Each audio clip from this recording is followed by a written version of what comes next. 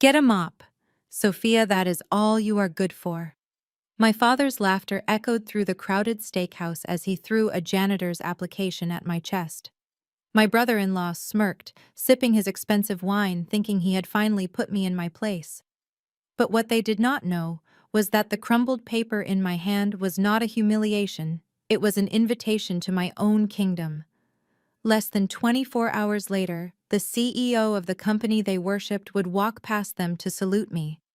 The look on their faces when they realized the freeloader they tried to shame actually owned their future was worth every second of silence.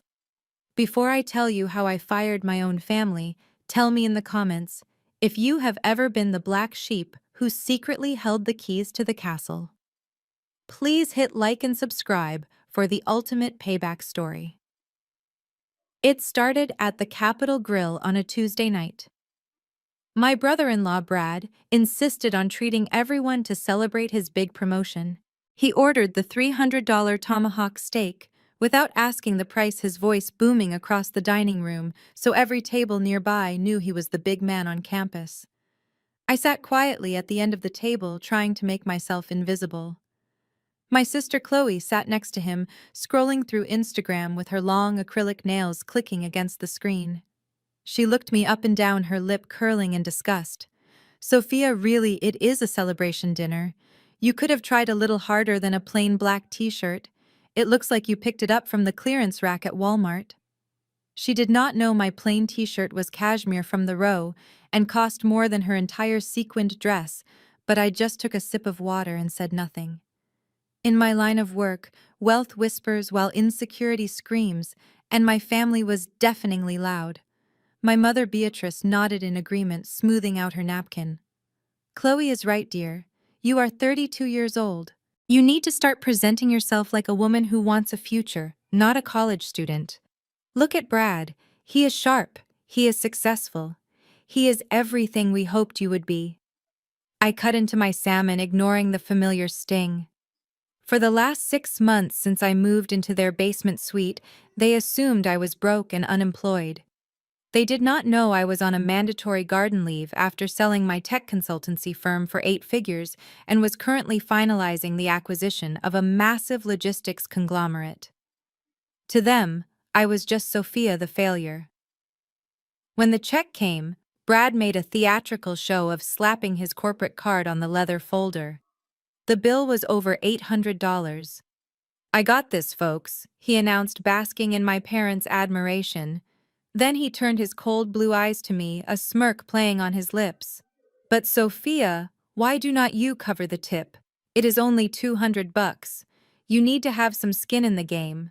I mean, since you do not have rent or kids to worry about, it is the least you can do. I froze. I had my black card in my wallet, the one that could buy this entire restaurant chain, but using it would blow my cover. I reached for my purse, calculating how much cash I had on hand. My hesitation was all the ammunition they needed. My father, Marcus, slammed his hand on the table, rattling the silverware. Enough, he barked, causing the couple at the next table to jump. I am tired of this, Sophia. You act like a squatter in my house while your sister and Brad are building an empire. You eat our food, you use our electricity, and you sit there looking like a charity case. He reached into his jacket pocket and pulled out a crumpled piece of paper. I pulled some strings at Vanguard today. The facility manager owes me a favor. They are looking for night shift cleaning staff. It is minimum wage, scrubbing floors and emptying trash cans, but it is honest work. You start tomorrow or you pack your bags tonight. The table went silent. Chloe giggled behind her hand. Brad leaned back, crossing his arms, waiting for me to cry or beg. I looked at the application. Vanguard Manufacturing. The very company my private equity firm had just quietly acquired 48 hours ago. My father wanted me to scrub toilets in a building I now effectively owned. The irony was so delicious I almost laughed. I looked my father dead in the eye, picked up the paper, and smiled. Okay, Dad. I will take the job.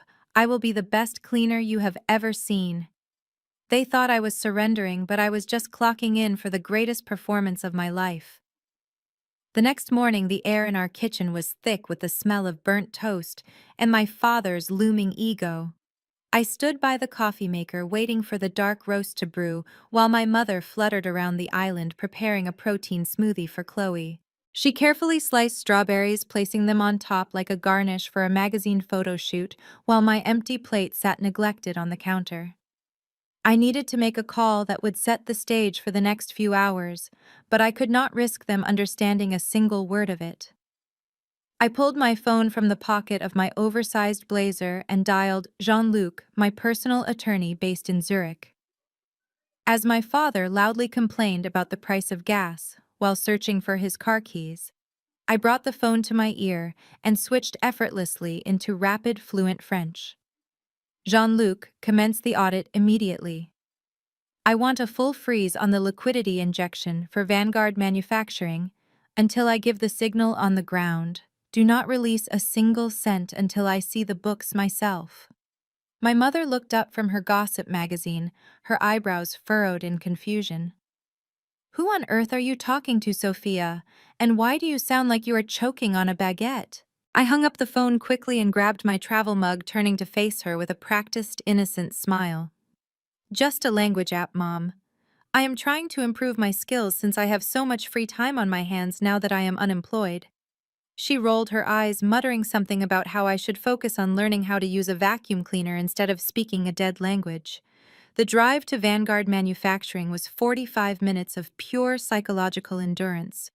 My father Marcus drove his mid-range leased sedan like he was piloting a presidential motorcade, checking his mirrors constantly and sighing with the weight of the world on his shoulders. You know, Sophia, he started, his eyes meeting mine in the rearview mirror with a look of heavy disappointment. I hope you appreciate what I am doing for you today. Most fathers would have kicked you to the curb by now, given your lack of ambition. I had to pull serious strings with the facility manager to get you this spot. Do not embarrass me. I stared out the window, watching the Atlanta skyline pass by. It was a beautiful morning, the sun reflecting off the glass towers of the financial district. My father had no idea that I owned 3 of the buildings we just passed, or that the very car he was driving was leased through a bank that was a subsidiary of my firm. I simply nodded, my face a mask of obedience. I understand, Dad.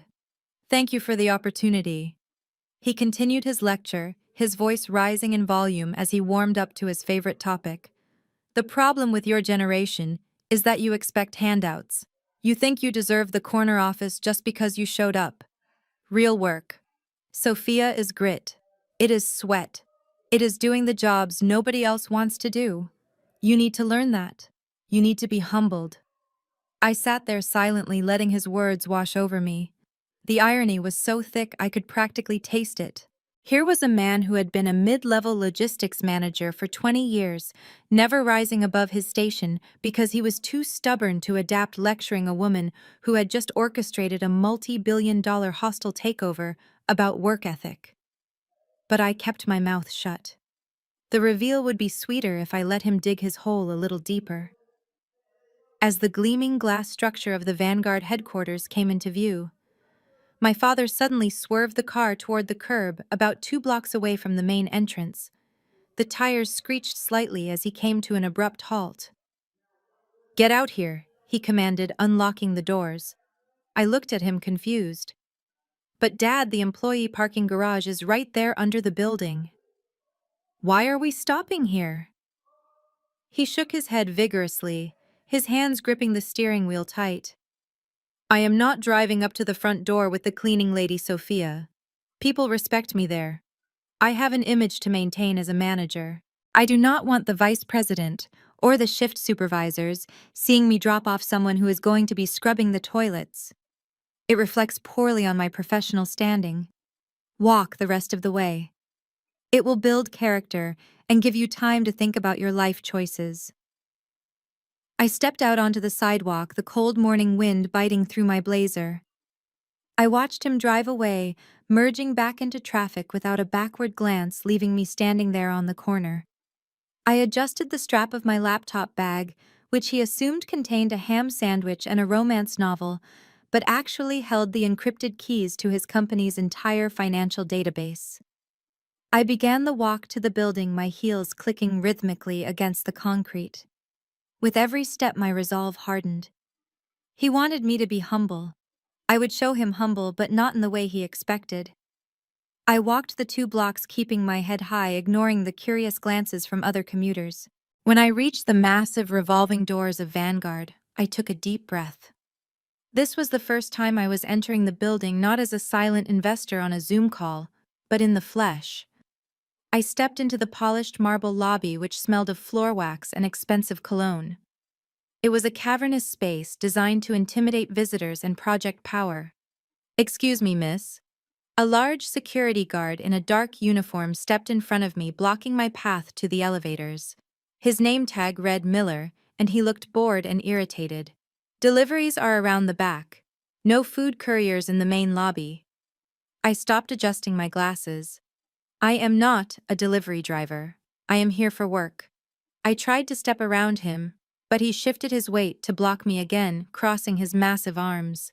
He looked me up and down, his eyes lingering on my plain clothes and lack of a visible ID badge.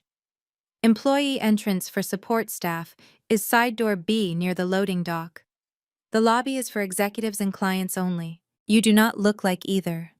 I was about to reach into my bag and pull out the letter of authorization that would make his face drain of color when a familiar, annoying voice echoed across the lobby. "Officer, it is okay, let her in." I turned to see Brad strolling through the automatic doors, holding a latte like it was a trophy.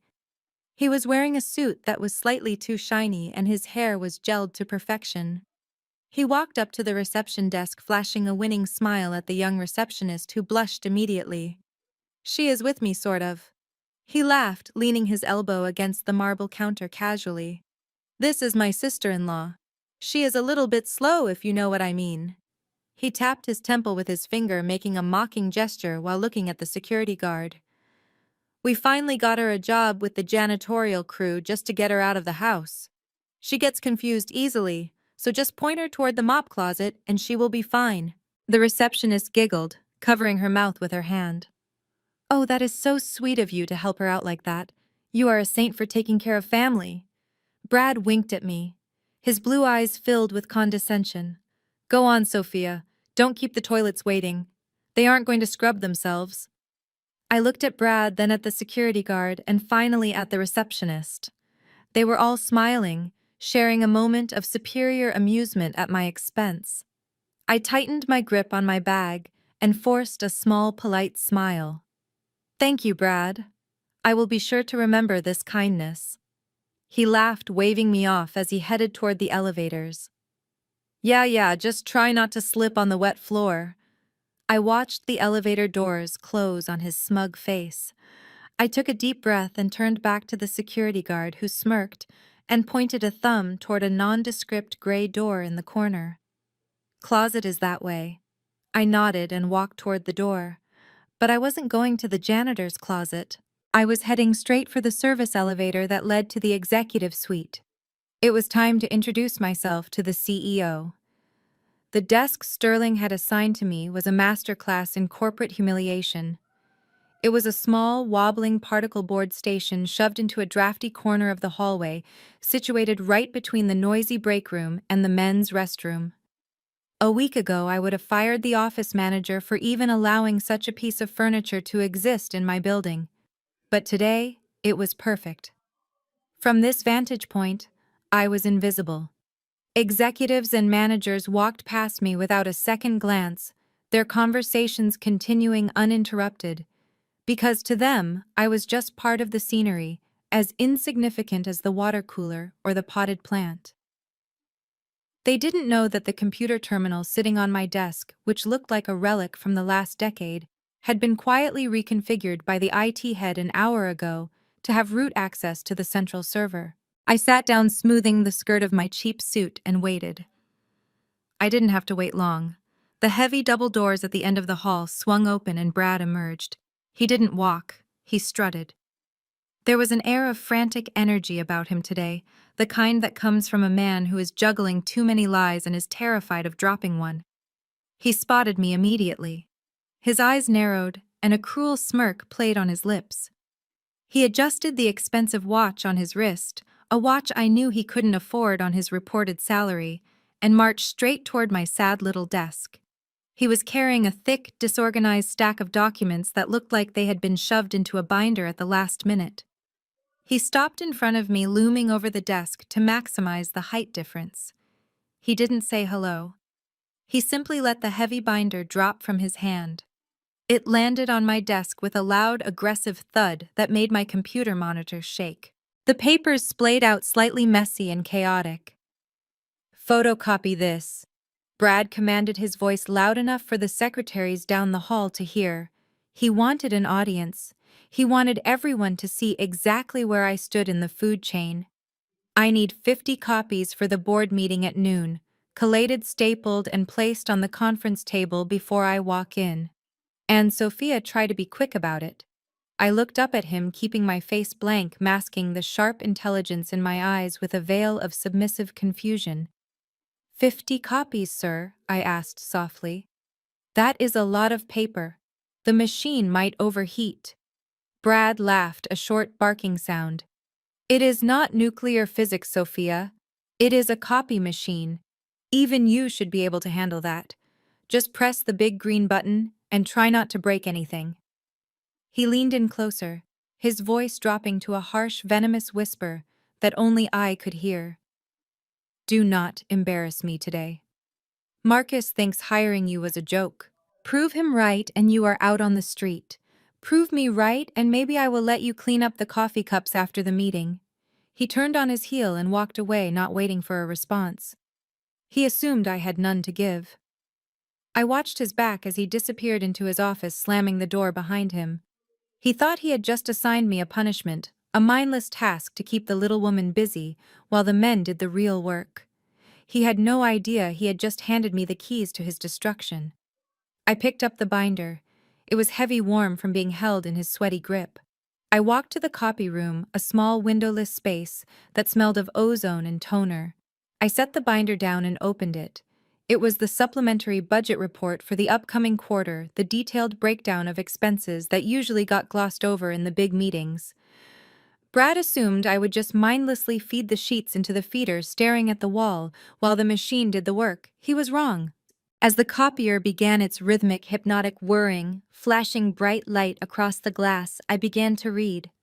I scanned the pages with the speed and precision that had terrified my competitors in the takeover market. I wasn't looking at the words. I was looking at the patterns. The labor costs were standard. The utility estimates were within the margin of error. But then I turned to the procurement section, the invoices for raw materials being used in the new Vanguard skyscraper project. I stopped.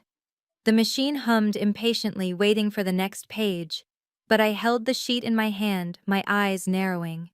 It was an invoice for high-grade structural steel and industrial cement. I knew the current market rates for these materials down to the cent. I had just authorized a massive purchase order for a project in Dubai 3 days ago. The numbers on the page in front of me were impossible. According to this invoice, Vanguard was paying 300% above the market average for steel. I blinked, thinking perhaps I had misread the quantity. I checked again. No, the quantity was standard. The price per unit was astronomical. It was daylight robbery. Who signs off on this, I wondered, flipping to the bottom of the page. There it was. Brad's signature scrawled with arrogant flourish. I looked at the vendor name at the top of the invoice. Apex Global Supplies. The name sounded generic, forgettable, the kind of name you give a company when you don't want anyone to ask what it does. But it triggered a memory. A few years ago, when Brad and I were still together, and he was constantly complaining about being broke, I had seen a letter on his kitchen counter. It was a registration confirmation for a limited liability company. I remembered asking him about it, and he had snatched it away, mumbling something about a side project for a friend. The company name on that letter was Apex Global Supplies. My heart began to beat a slow, cold rhythm against my ribs. Brad wasn't just incompetent, he was a thief. He had set up a shell company, was buying materials at market price, and then selling them to his own employer at a 300% markup, pocketing the difference.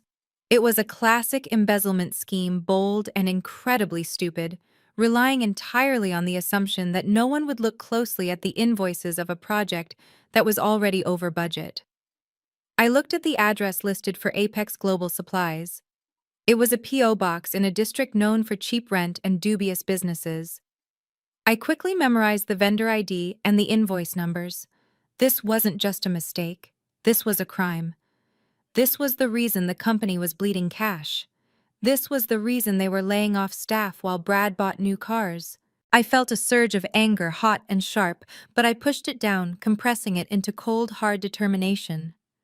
I fed the damning page into the copier. The machine flashed, capturing the evidence of his fraud. I watched the copy slide out into the tray, warm and crisp. "You fool," I thought, staring at the duplicate. "You arrogant, greedy fool. You handed me the murder weapon. You thought I was too stupid to understand what I was looking at. You thought I was just a pair of hands to push a button." I finished the job. 50 copies. A thick stack of evidence multiplied 50 times, ready to be distributed to every member of the board. I collated them perfectly, stapling each packet with a satisfying crunch. I wasn't just preparing handouts for a meeting anymore, I was preparing the noose. I picked up the heavy stack of papers, balancing them on my hip.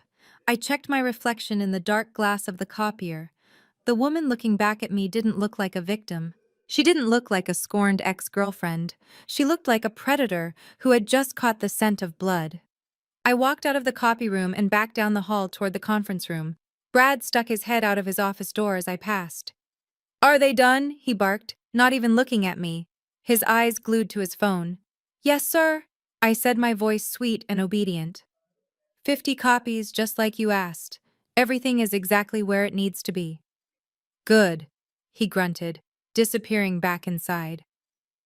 I walked into the empty conference room. The long mahogany table gleamed under the lights. I began to place the packets at each seat. One for the CFO, one for the head of legal, one for Marcus, and of course one for Brad.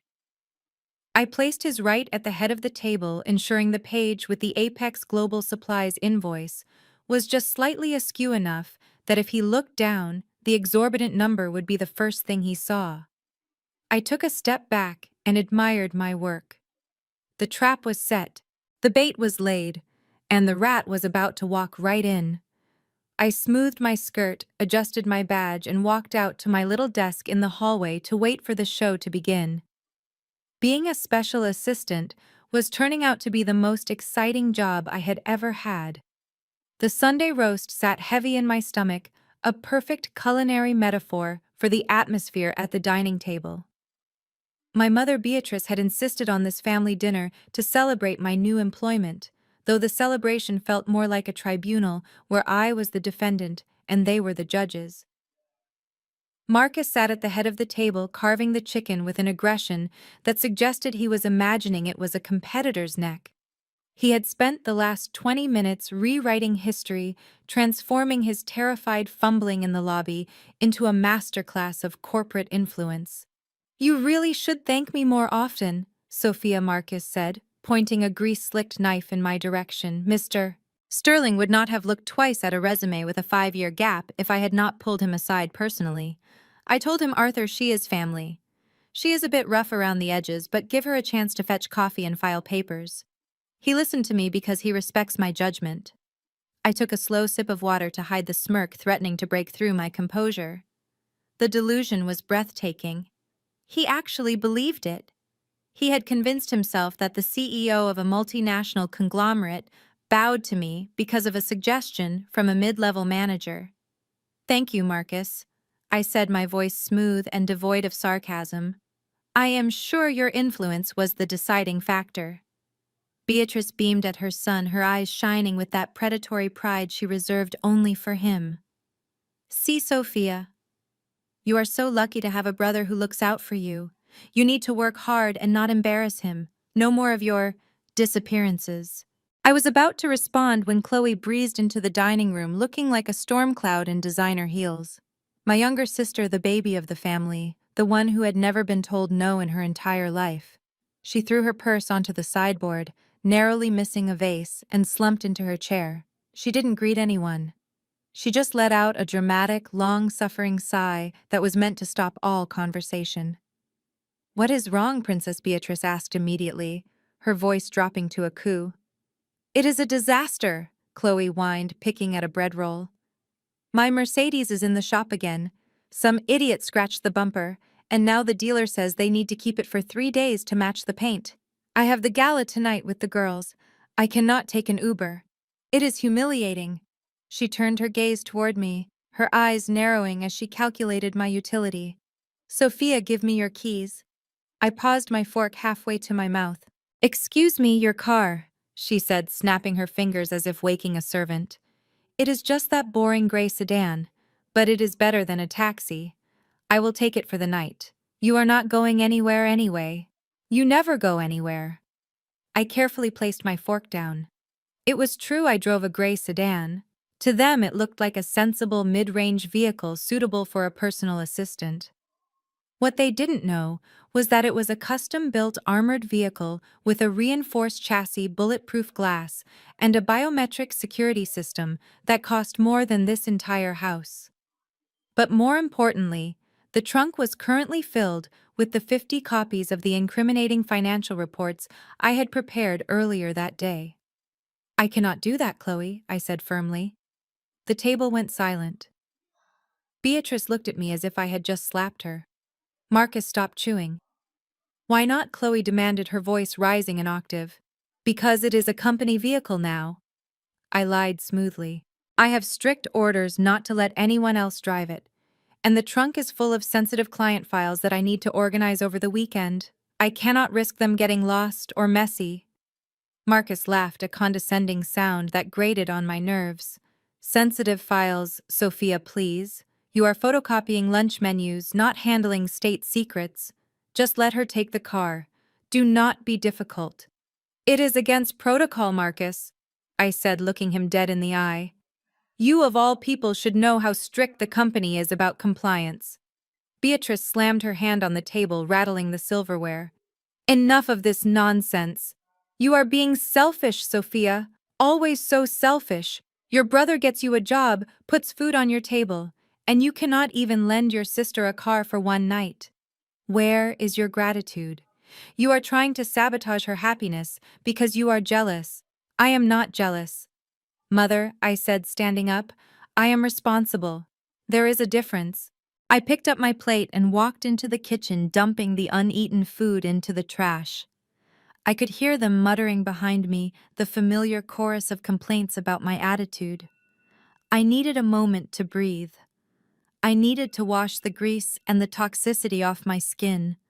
I left my handbag on the kitchen counter, a calculated risk, and went upstairs to the guest bathroom I was allowed to use. I turned on the shower, letting the water run loud enough to mask any noise, but I didn't get in. Instead, I sat on the edge of the tub and waited. I knew them. I knew their boundaries were non-existent. I knew that the word no was just a challenge to them.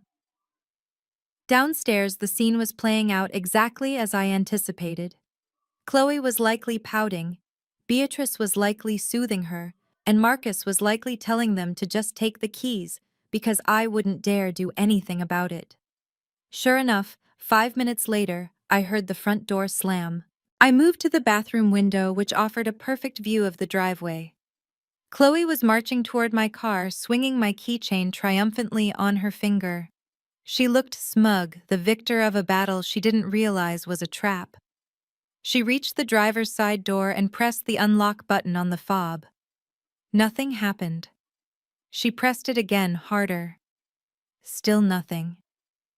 I had engaged the deadlock from my phone the moment I went upstairs. The physical key fob was useless without the biometric scan of my thumbprint. Chloe let out a sound of frustration that I could hear even through the glass. She stomped around to the trunk. If she couldn't drive it, she was probably going to snoop looking for these so-called sensitive files to mock me about later. She jammed her fingers under the trunk latch and pulled. It didn't budge. "Open, you piece of junk!" she screamed, kicking the rear bumper. She tried to pry the trunk open, digging her long, manicured nails into the seam between the trunk lid and the body of the car. It was a foolish move. The car was built like a tank. The gap was sealed tight. Suddenly, she shrieked. It wasn't a scream of anger this time. It was pain. She yanked her hand back, clutching her index finger. Even from the second floor, I could see the problem. Her acrylic nail, an elaborate piece of art she had probably spent hundreds of dollars on, had snapped backward, taking part of the real nail with it. In her flailing attempt to save her nail, the keys in her other hand scraped violently across the trunk, leaving a jagged white scar on the dark gray paint. I watched as she stared at the scratch, then at her bleeding finger. For a second, she looked terrified. She had damaged the car I had explicitly told her not to touch. But then the fear morphed instantly into victimhood. It was the family way. She ran back toward the house, wailing like a siren. I turned off the shower and walked calmly downstairs, timing my arrival to coincide with hers. I reached the bottom of the steps, just as Chloe burst through the front door, tears streaming down her face, holding her hand out like a war wound. "Mom! Marcus!" she screamed. "Look what her stupid car did to me!" Beatrice rushed forward, her face pale with worry. "Oh my God, my poor baby, what happened? I tried to open the trunk to get her stupid files out so I could use the space." Chloe sobbed, completely fabricating her intent. "And the lock is broken. It snapped shut on my hand. It is a death trap. Look at my nail. It is ruined." She turned to me, her eyes filled with venom. "You did this on purpose. You knew the lock was sticky. You wanted me to get hurt." I stood at the bottom of the stairs, my face impassive. I walked past them out the open front door and looked at the car. The scratch was deep, cutting through the clear coat. I looked back at Chloe, who was now being cradled by Beatrice while Marcus examined her finger with exaggerated concern. "You scratched the paint?" I said quietly. "Is that all you care about?" Beatrice shrieked, her face turning red. "Your sister is bleeding. She could have lost a finger. That car is dangerous. You are irresponsible for keeping such a piece of junk in this driveway." "It is a defect," Marcus declared, seizing the moral high ground. "I will have the legal department look into it. We could sue the manufacturer. But right now, Sophia, you need to apologize. You should have warned her." I looked at the three of them. The scratch on the car was unfortunate, but the files in the trunk were safe. The biometric lock had held. They hadn't seen the evidence. They hadn't seen the truth. They were too busy nursing a broken nail and a bruised ego to realize they had just tried to break into a vault. "I am sorry, Chloe," I said, my voice dripping with a cold, hollow sincerity. "I am sorry that you did not listen when I said no." I took the keys from the counter where she had dropped them and walked back upstairs. Let them comfort her. Let them blame the car. Let them think I was the villain of their evening. Tomorrow I would bring the car to the office. Tomorrow the files in that trunk would come out. And tomorrow a broken nail would be the least of their problems. The Monday morning atmosphere at Vanguard Holdings was always frantic, a chaotic symphony of ringing phones and clacking keyboards. But from my little desk in the corner, everything seemed to move in slow motion. I had spent the weekend nursing the secret of the Apex Global Supplies invoices, letting the anger simmer into a cold, hard resolve. My family thought I was sulking over a scratched car and a broken nail. They had no idea I was currently dissecting the financial anatomy of the company they depended on for their lavish lifestyles. I had the digital trail. I knew Brad was skimming money. But in the corporate world, a digital trail is only half the battle. You need a chain of command. You need to know who authorized the theft. I logged into the secure archive server using the backdoor access I had established. I pulled up the original purchase orders, the documents that legally authorized the transfer of millions of dollars to Brad's shell company. I needed to see the approval signature. I expected to see Brad's scrawl, or perhaps a forged authorization from the CFO. When the image loaded on my screen, my breath hitched in my throat. The signature at the bottom of the page, bold and flourishing with arrogant loops, was not Brad's. It was Marcus Vance, my father. I stared at the screen, the cursor blinking rhythmically like a heartbeat. A wave of nausea washed over me. Marcus was a lot of things. He was vain, he was cruel, he was dismissive, and he was a terrible father. But I never took him for a criminal. He was too obsessed with his reputation, too desperate to be respected by men like Arthur Sterling. Embezzlement was messy. It was risky. It didn't fit his psychological profile, unless he was more desperate for money than I knew, unless the debts were piling up so high that he had no choice but to steal from the hand that fed him. If Marcus was knowingly signing these orders, then my plan had to change. I couldn't just destroy Brad. I would have to take them both down. I would have to watch my own father be handcuffed and led out of the building. The thought brought a strange, bitter taste to my mouth. I hated how he treated me, but the idea of sending him to prison felt like a line I wasn't ready to cross. I needed to know the truth. Was he the mastermind or was he the fool? I closed the window on my screen as I saw Brad walking down the hallway. He was carrying a stack of colorful folders, whistling a tune that sounded irritatingly cheerful. He didn't look like a man worried about being caught. He looked like a man who had covered his tracks. He walked straight into Marcus's office, leaving the door slightly ajar. I grabbed a notepad and a pen standing up. I needed a reason to be near that door. I walked over to the filing cabinet that stood just outside Marcus's office, pretending to search for a document. From this angle, I could see them clearly through the gap in the door, and I could hear every word. Marcus was sitting behind his desk, leaning back in his leather chair, looking bored. He was scrolling through something on his tablet, probably checking stock prices or looking at golf clubs. Brad placed the stack of folders on the desk with a friendly thud. "Morning, Marcus," Brad said, his voice oozing with that fake charm he used so well. "Just a few things for you to sign before the compliance meeting. Standard stuff. Vendor renewals, safety protocols, the usual bureaucratic nonsense." Marcus sighed, a heavy, dramatic sound. "Why do they generate so much paperwork, Brad? It is endless. Do they think I have nothing better to do than sign my name all day?" "I know it is ridiculous," Brad agreed, leaning over the desk. He opened the first folder. "This one is just the cleaning crew contract renewal. Sign here." Marcus didn't read it. He didn't even glance at the terms. He just grabbed his expensive fountain pen and signed his name with a quick, practiced motion. Brad flipped the page. "This is the catering request for the shareholder lunch. Sign here." Marcus signed again, complaining about the quality of the salmon at the last event. "And this," Brad said, his voice not changing in pitch or tempo, "is just the authorization for the construction material surplus. We need to lock in the prices before the quarter ends. Just a formality to keep the accounts balanced." I froze. That was it. That was the Apex Global invoice. I knew the document number. I knew the header. Marcus didn't pause. He didn't ask why there was a surplus. He didn't ask about the vendor. He was too busy looking at his watch, probably thinking about his lunch reservation. He signed the document authorizing a payment that was 3 times the market rate, effectively stealing from the company he claimed to love without even blinking. "Done," Marcus said, capping his pen. "Anything else?" "Just the safety inspection log," Brad said, flipping to the last page. "You are a lifesaver, Marcus. I do not know how this place would run without your oversight." Marcus preened under the flattery. He straightened his tie, looking pleased with himself. "Well, someone has to keep the ship steady, Brad. You are doing good work, son. Keep it up." Brad gathered the folders, a small, triumphant smile playing on his lips.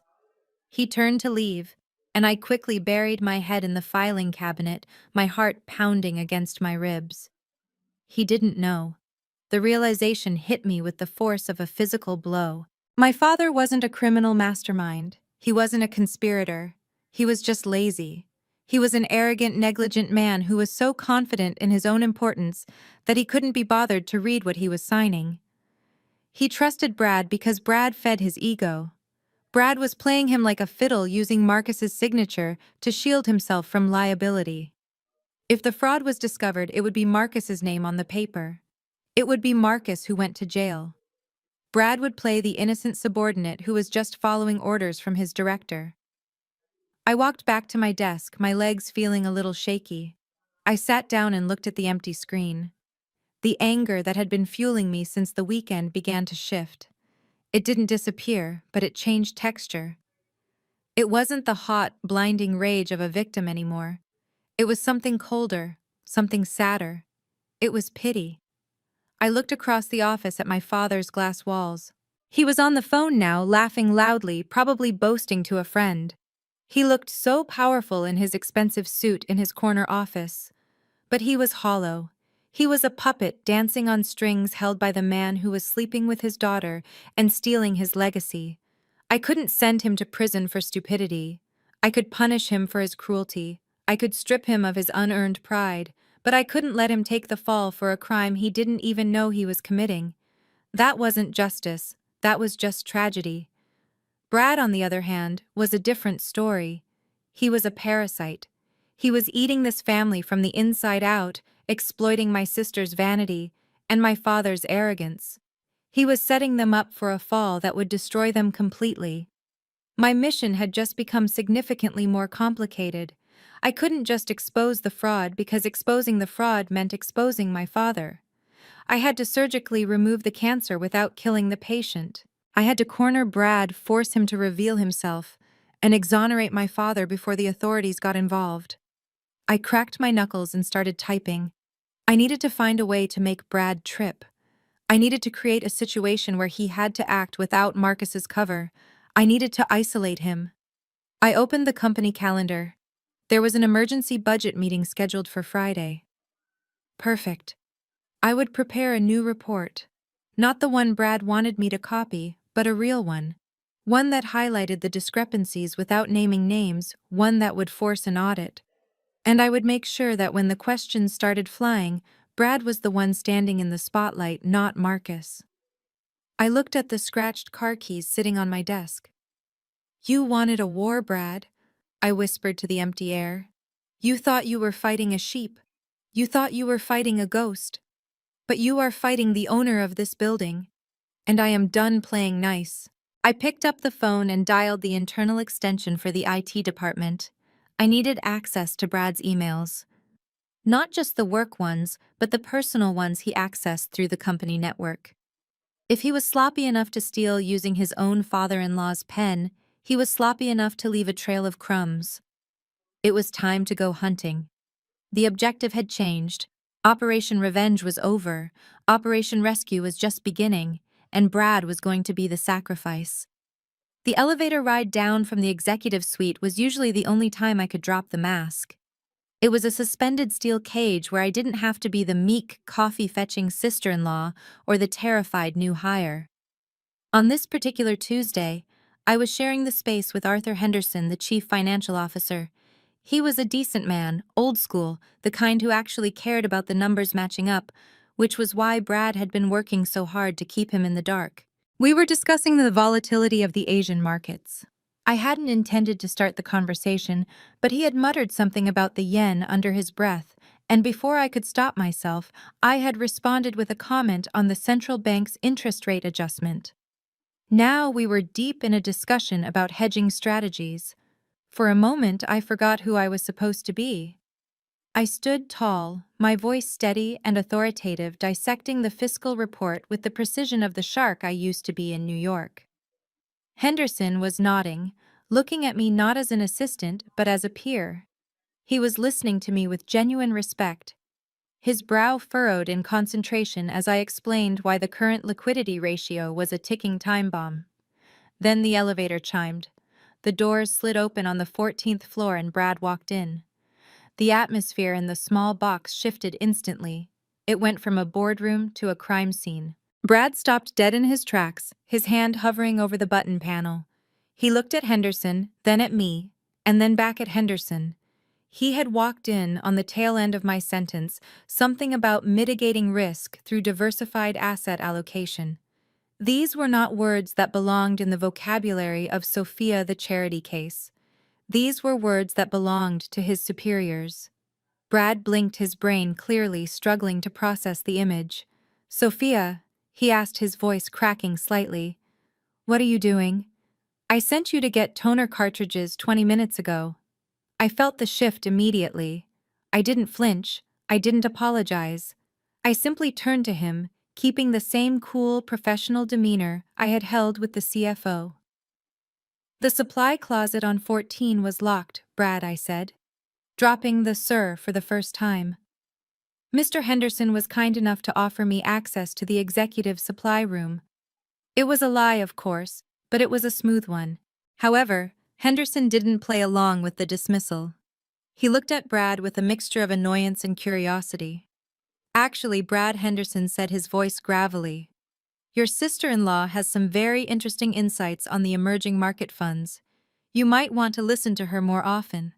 She seems to understand the current yield curve better than half your analysts." The silence that followed was deafening. Brad's face went through a complex series of gymnastics. Confusion morphed into shock, which then settled into a deep, gnawing suspicion. He looked at me. Really looked at me for the first time since I had arrived. He wasn't seeing the broken woman anymore. He was seeing a variable he hadn't accounted for. He forced a laugh, but it sounded like dry leaves being crushed. "Is that so?" Brad said, his eyes narrowing into slits. "I didn't know you read the Financial Times, Sophia. I thought you mostly read fashion magazines." "I read a lot of things," I replied, meeting his gaze evenly. The elevator reached the lobby. I stepped out first, not waiting for him to dismiss me. I could feel his eyes boring into my back as I walked away. I knew I had pushed it. I knew I had shown too much. But I also knew that fear was a powerful motivator, and I needed Brad to be afraid. I needed him to be looking over his shoulder, making mistakes. Back at my desk, I pulled up the internal surveillance feed. I had tapped into the camera in Brad's office days ago. He paced the room like a caged animal. He wasn't working, he was sweating. He kept looking at the door, then at his phone. The encounter in the elevator had rattled him more than I expected. To a man like Brad, competence in a woman he deemed inferior wasn't just surprising, it was threatening. It signaled that his control was an illusion. He sat down abruptly and made a call. I put on my headphones, tuning into the audio feed I had installed on his desktop.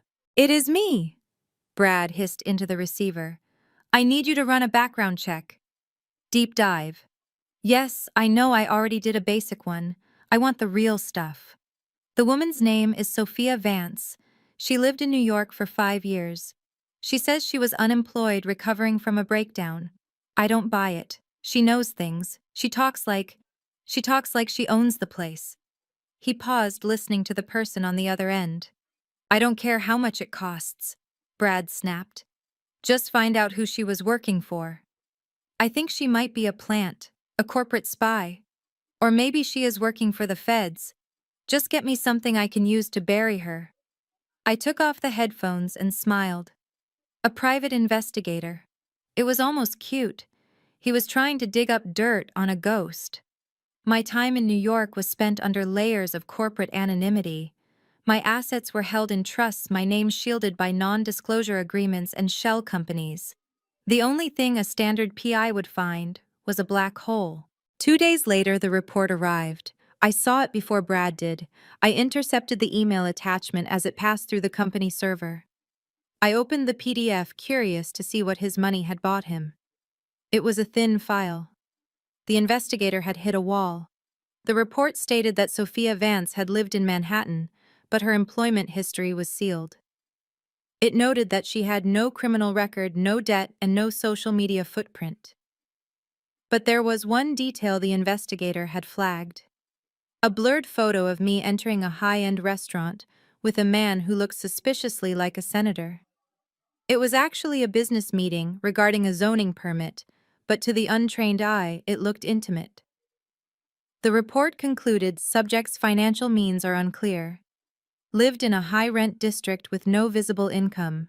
Files are heavily redacted, typical of high-level government clearance or protected witness status. However, lack of tax records suggests off-the-books income. I forwarded the email to Brad's inbox, allowing him to see it. I switched back to the camera feed to watch his reaction. Brad opened the file. He read it quickly, his eyes darting back and forth. When he finished, he slammed his fist on the desk, but then a slow, greasy smile spread across his face. He leaned back in his chair, looking at the ceiling with an expression of pure, arrogant triumph. I could practically hear the gears turning in his small, dirty mind. He didn't see a successful businesswoman. He didn't see a hidden heir. He saw what he wanted to see. He saw a woman living in New York with no job and a lot of money. He saw redacted files. He saw the photo with the older man. "She is not a spy," Brad muttered to himself, loud enough for the microphone to catch. "She is a mistress." He laughed a disgusting, self-satisfied sound. "That is it. She was sleeping with someone powerful. That is how she knows the jargon. That is how she survived. And now she is here." He stood up and walked to the window, looking out at the city skyline. "She is sleeping with Sterling," he whispered, the theory solidifying in his mind into absolute fact. That is why the CEO bowed to her. That is why she got the job. She is Sterling's side piece. It was so absurd, I almost laughed out loud at my desk. The idea that I would need to sleep my way to the middle was insulting, but it was also perfect. Brad thought he had found my secret.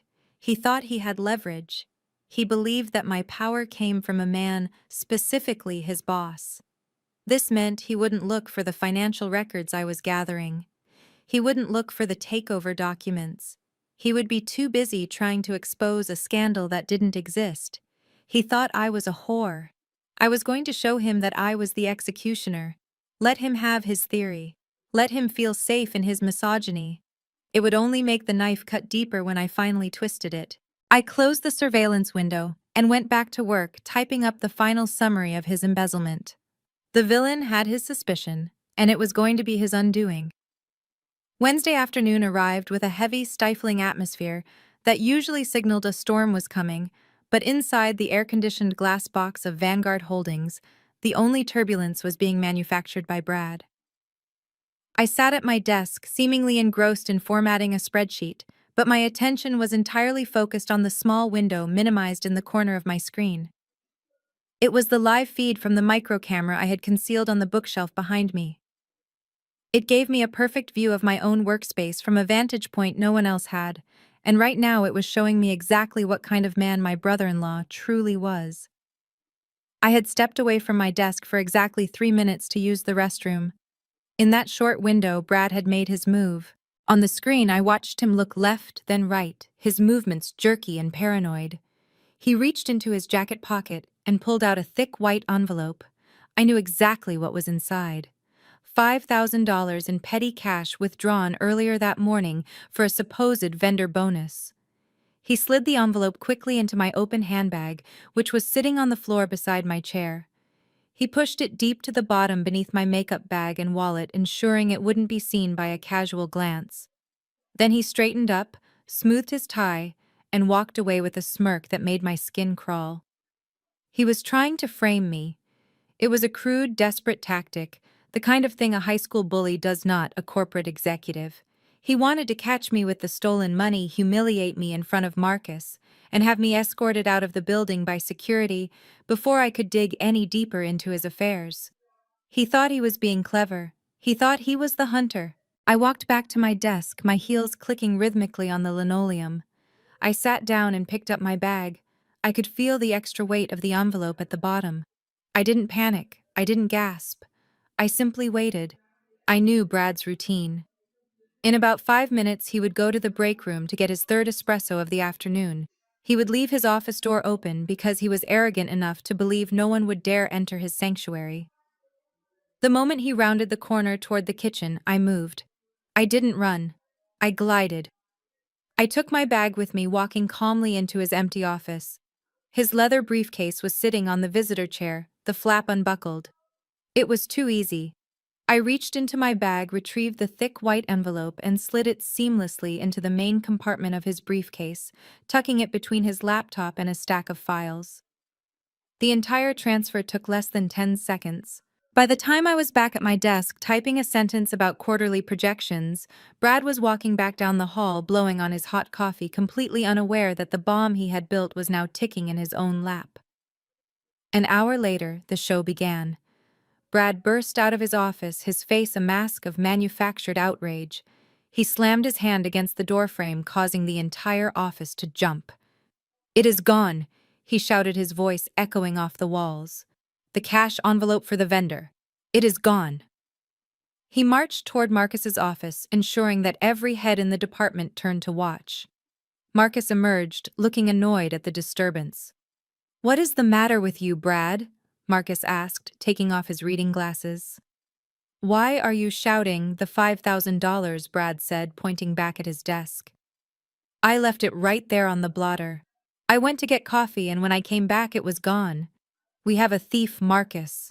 Right here in this office." The word thief hung in the air like a poisonous cloud. Whispers started rippling through the cubicles. Brad turned slowly, his eyes locking onto me. It was a rehearsed performance and he was savoring every second of it. "I do not want to point fingers," Brad said, his voice dropping to a theatrical volume that was meant to be heard by everyone. "But we have had a lot of new faces lately. People whose backgrounds we do not really know. People who might be desperate for cash." Marcus followed his gaze.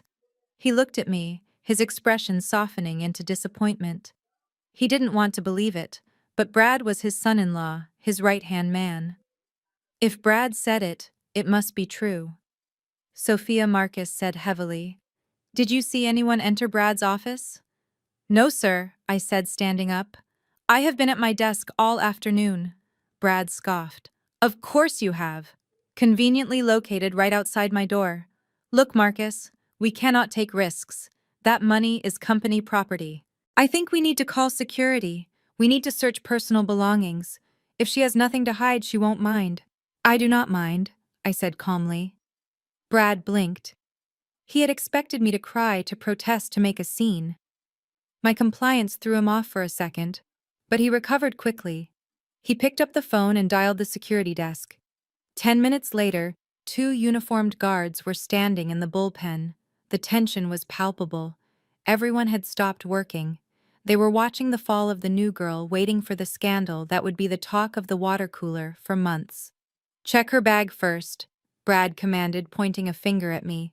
She was the only one close enough to take it. The lead guard, a man named Miller who I happened to know, had a sick daughter whose medical bills were quietly being paid by an anonymous donor, looked at me apologetically. "I am sorry," Miss Miller said. "I have to check." "Go ahead," I said, handing him my tote bag. Brad crossed his arms, a smug grin plastered on his face. He was practically vibrating with anticipation. He was waiting for the moment Miller would pull out the white envelope. He was probably already drafting the termination letter in his head. Miller placed my bag on the desk. He took out my wallet. He took out my makeup case. He took out a notebook. He felt around the lining, checking for hidden pockets. He turned the bag upside down and shook it. A few mints and a pen fell out. Nothing else. The silence in the room changed frequency. It went from anticipatory to confused. Brad's grin faltered. He took a step forward. "Check again," he snapped. "Look in the side pockets." "It is there. I know it is there." Miller checked again. Thoroughly. He looked up at Brad. "It is empty, sir. Just personal items." Brad's face turned a mottled shade of red. "That is impossible," he stammered. I mean, it has to be her. She must have hidden it on her person. Search her coat." Marcus stepped forward, his brow furrowed. "That is enough, Brad. You are making a scene. If it is not in her bag, it is not in her bag. We are not strip-searching my daughter in the middle of the office." "But the money," Brad yelled, losing his composure. $5,000 does not just vanish." "Marcus?" I cleared my throat. The sound was soft, but in the silence it sounded like a gavel striking a sounding block. "Maybe you misplaced it, Brad," I suggested gently. "You have been very stressed lately. Perhaps you put it somewhere for safekeeping and forgot." "I did not forget," Brad shouted, turning on me with wild eyes. "I am not senile. I left it on the desk. Maybe you put it in your briefcase, I asked, pointing to the leather bag he was clutching in his left hand. You usually keep important documents in there. Brad looked at the briefcase as if it were a foreign object. Don't be ridiculous. I never put cash in here. Why don't you just check? Marcus said, his voice sharp with irritation. Just to be sure, Brad, before we call the police and file a report. Brad let out a frustrated huff. Fine, fine. I will show you. It is not there, and then we are checking the trash cans. He slammed the briefcase onto my desk right next to my empty bag. He unbuckled the flap with aggressive, jerky movements. He grabbed the handle and upended the bag, shaking it violently to prove his point. His laptop slid out, a few pens clattered onto the desk, and then sliding gracefully out from between two manila folders came the thick white envelope. It hit the desk with a heavy, unmistakable thud. The room went completely still. Everyone stared at the envelope. It was right there, center stage, undeniably present. Brad froze. His mouth opened, but no sound came out. He looked at the envelope, then at me, then at Marcus. His eyes were wide with a mixture of horror and confusion. He couldn't understand how it had happened. He knew he had put it in my bag. He was certain of it. His reality was fracturing right in front of him. Marcus reached out and picked up the envelope. He opened it and thumbed through the bills. It is all here, Marcus said, his voice dripping with icy disapproval. He looked at Brad with a gaze that withered the younger man where he stood. You accused this girl of theft. You wasted security's time. You disrupted the entire department. And it was in your own bag the whole time. Brad was sweating profusely now. He tugged at his collar, his eyes darting around the room looking for an escape. I, he stammered. I must have… yes. I remember now. I put it there when I went to the bathroom. For safety. With the stress of the merger, I completely forgot. He forced a laugh, but it sounded like a dying animal. Silly me, right? Just a lapse in memory. Good thing we found it. No harm done. Marcus stared at him for a long moment, not smiling. You are the director of operations, Brad Marcus said quietly. You are supposed to be organized. This is embarrassing. Apologize to Sophia. Brad turned to me. His face was a mask of pure hatred, barely concealed by a thin veneer of civility. He knew I had done it. He didn't know how, but he knew. And the fact that he couldn't prove it terrified him. I am sorry, Sophia. He grated out through clenched teeth. My mistake. It is okay, Brad, I said, smiling sweetly.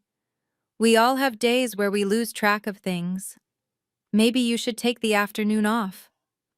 You look like you are about to crack. Brad snatched his briefcase and the envelope, turning on his heel and retreating into his office like a wounded dog. He slammed the door, but the damage was done.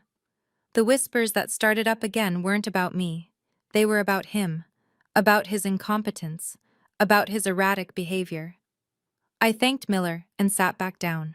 I pulled up the camera feed again. Brad was sitting at his desk, head in his hands, staring at the wall. He wasn't just afraid anymore. He was paranoid. He knew he was playing a game against an opponent he couldn't see, and for the first time in his life, he was realizing that he might actually lose. The trap had sprung, and while he had chewed his leg off to escape, he was now limping. And a limping prey is the easiest kind to catch. The champagne cork popped with a sound that felt violently cheerful, echoing off the high ceilings of the family dining room like a gunshot. It was Friday night, and the air was thick with the scent of roast beef and expensive perfume. Chloe stood at the head of the table, her face flushed with the kind of radiance that usually comes from a combination of adrenaline and being the absolute center of attention. She held her glass of sparkling cider aloft, her other hand resting theatrically on her completely flat stomach. The announcement had just landed, and the shockwave was still rippling through the room. She was pregnant. The golden child was reproducing. Beatrice was the first to react, letting out a shriek of delight that was so high-pitched it made the crystal glasses vibrate. She rushed from her chair, knocking over a napkin holder in her haste to embrace her youngest daughter. Tears were already streaming down her face. Tears that I knew she could summon on command. "Oh, my baby," she wailed, clutching Chloe as if she had just returned from war, rather than simply announcing a biological function. "You are going to be a mother. I am going to be a grandmother. This is the happiest day of my life." Marcus sat back in his chair, a broad, satisfied grin stretching across his face. He looked at Brad, nodding with a deep, masculine approval. "Good work, son," he boomed, raising his scotch glass. "That is what it is all about. Legacy. Building the next generation. A Vance heir." I sat silently at the far end of the table, nursing a glass of water. I watched the scene unfold with the detached curiosity of a scientist observing a colony of ants. They were so happy. They were so oblivious. They were celebrating the expansion of a dynasty that was currently crumbling beneath their feet. Chloe was beaming, soaking up the adoration, looking at Brad with eyes that saw a provider, a protector, a successful executive. She didn't see the man who had tried to frame her sister for theft just 3 days ago. She didn't see the man who was embezzling from her father's company. The celebration quickly pivoted, as it always did in this house, from emotional joy to financial demands. Beatrice pulled away from Chloe, wiping her eyes with a lace handkerchief, and turned her gaze toward me. The warmth instantly evaporated from her face, replaced by that familiar calculating look she reserved for her disappointment of a daughter. "Well," Sophia Beatrice said, her voice sharp enough to cut through the joyous atmosphere, "do you have nothing to say? Your sister just gave you the best news imaginable, and you are sitting there like a stone. Are you so consumed by jealousy that you cannot even offer a congratulation?" I put down my glass. "I am very happy for you, Chloe," I said, my voice steady. "A baby is a blessing." Beatrice huffed, clearly unsatisfied with my performance. "Words are cheap, Sophia. We need action. This baby deserves the best. We need to start planning the nursery immediately. We need the imported crib from Italy, the one Chloe showed me in the magazine. We need to repaint the guest room, put in new carpet, get a nanny lined up." She paused, her eyes narrowing as she mentally calculated the costs. Then she smiled, a cold, thin expression. "Since you are living here rent-free, Sophia, and since you have been saving your little salary from the city, I think it is only fair that you cover the nursery costs. It is your contribution to the family. Consider it a thank you for us not kicking you out on the street." I looked at her, then at Chloe, who was nodding in agreement, as if this was the most logical suggestion in the world. They thought I had a few $1,000s tucked away in a savings account, money I had scraped together from my mystery years in New York. They wanted to drain me dry, not because they needed the money, but because they needed to remind me of my place. They needed to ensure I remained dependent, broke, and subservient. "I am afraid I cannot do that, Mother," I said calmly. The room went silent. The joy evaporated. Beatrice's face turned a mottled shade of red. "Excuse me," she hissed. "Did you just say no to your pregnant sister?" "I did," I replied, picking up my fork and pushing a pea around my plate. Buying furniture and renovating a house is the responsibility of the parents. Brad has a very good job. I am sure he wants to provide for his own child without relying on his sister-in-law's charity. I looked at Brad. He was sitting up straighter now, his chest puffed out. The mention of his ability to provide had triggered his fragile ego exactly as I intended. He couldn't let me imply that he needed help. He couldn't let Marcus think he wasn't the big man on campus. Brad laughed, a loud, arrogant sound that grated on my nerves. He took a swig of his wine and slammed the glass down on the table. "She is right, Beatrice," Brad declared, looking at me with a sneer. "We do not need her pennies. Keep your little savings, Sophia. Buy yourself some better clothes. You look like a librarian." He turned to Chloe, grabbing her hand and kissing it ostentatiously. "I have big news of my own, actually. I was saving it for dessert, but now is as good a time as any." He looked around the table, ensuring he had everyone's undivided attention. Marcus and I discussed it this morning. With the merger coming up and the current VP retiring next month, I am the top candidate for the Vice President of Operations role. It is practically a done deal. The salary bump is massive. The bonuses alone will be more than Sophia makes in 10 years. Chloe squealed, clapping her hands. "Oh my God, Brad, Vice President! That is amazing!" Marcus nodded sagely. "It is a big responsibility, Brad, but you have earned it. You have shown initiative." Brad leaned back, crossing his arms behind his head, basking in the glory. "Exactly. So do not worry about the crib, Beatrice. I will buy the crib. In fact, once the promotion goes through next month, I am thinking of making an offer on this house. I will buy the whole thing. Marcus can retire in style, and we will keep it in the family. We will renovate the whole place." He looked at me, his eyes gleaming with malice. "And then, Sophia, we will see if we still have a room for you in the servants' quarters. Or maybe the basement." The table erupted in laughter. Beatrice looked at him with adoration. Marcus looked proud. Chloe looked like she had just won the lottery. They were planning their future, a future built on stolen money and delusions of grandeur. I waited for the laughter to die down. I waited until the silence returned, filled only by the clinking of silverware. Then I smiled. It wasn't my usual polite, submissive smile. It was a genuine smile, one that reached my eyes, though none of them noticed the danger in it. "Congratulations, Brad," I said softly. "Vice President. That is a very serious position." "Thank you," Sophia Brad said, dismissing me with a wave of his hand. "Try not to be too bitter." "I am not bitter." I continued, my voice taking on a thoughtful, almost helpful tone. "I am just thinking about the process.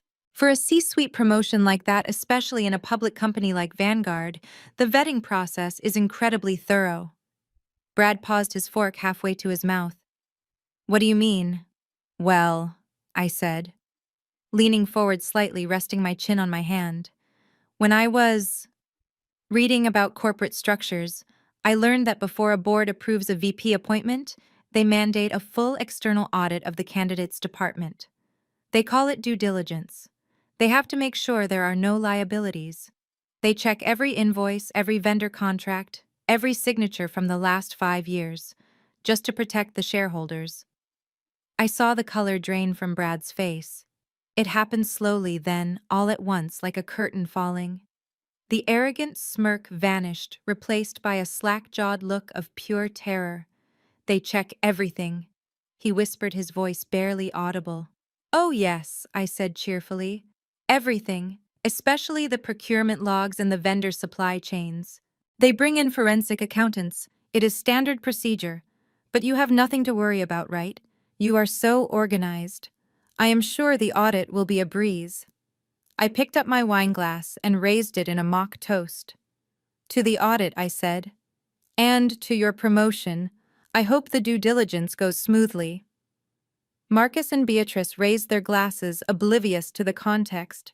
To the promotion, they chorused. But Brad didn't raise his glass. He sat frozen, staring at me with eyes that were screaming. He knew.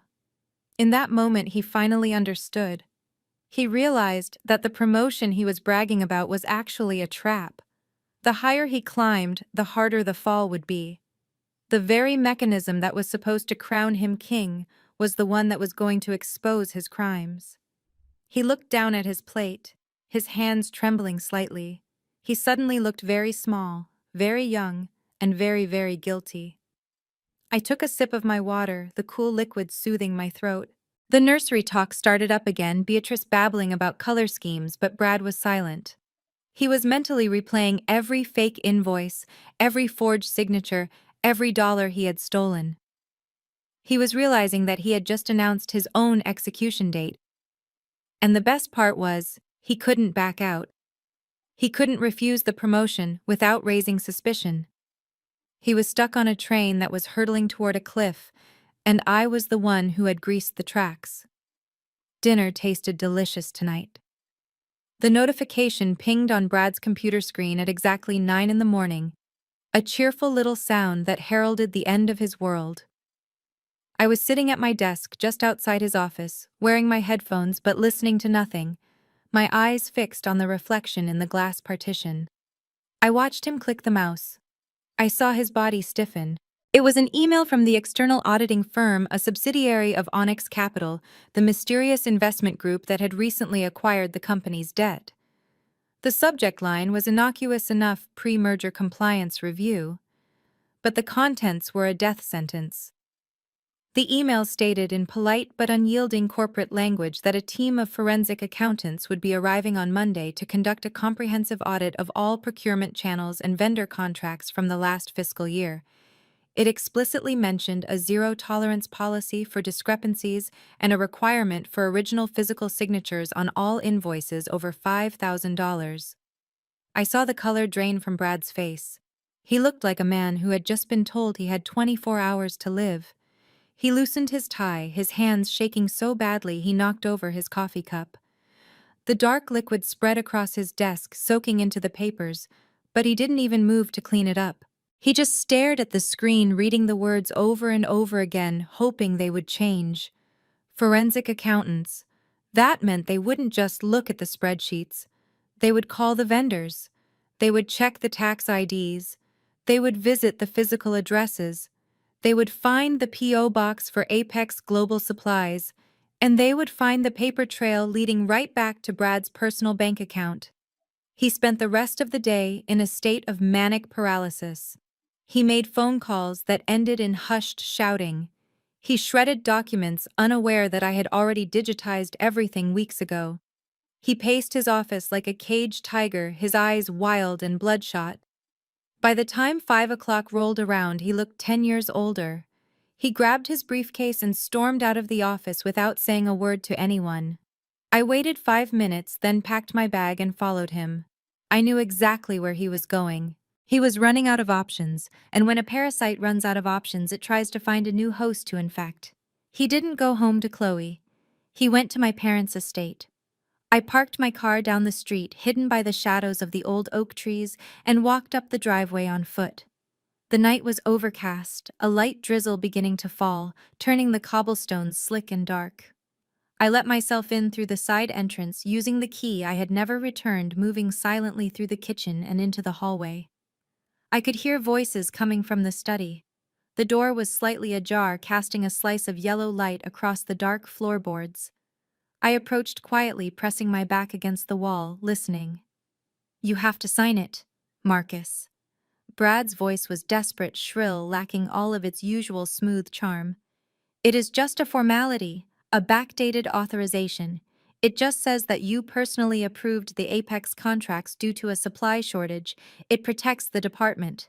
I risked a glance through the crack in the door. The scene inside broke my heart in a way I hadn't expected.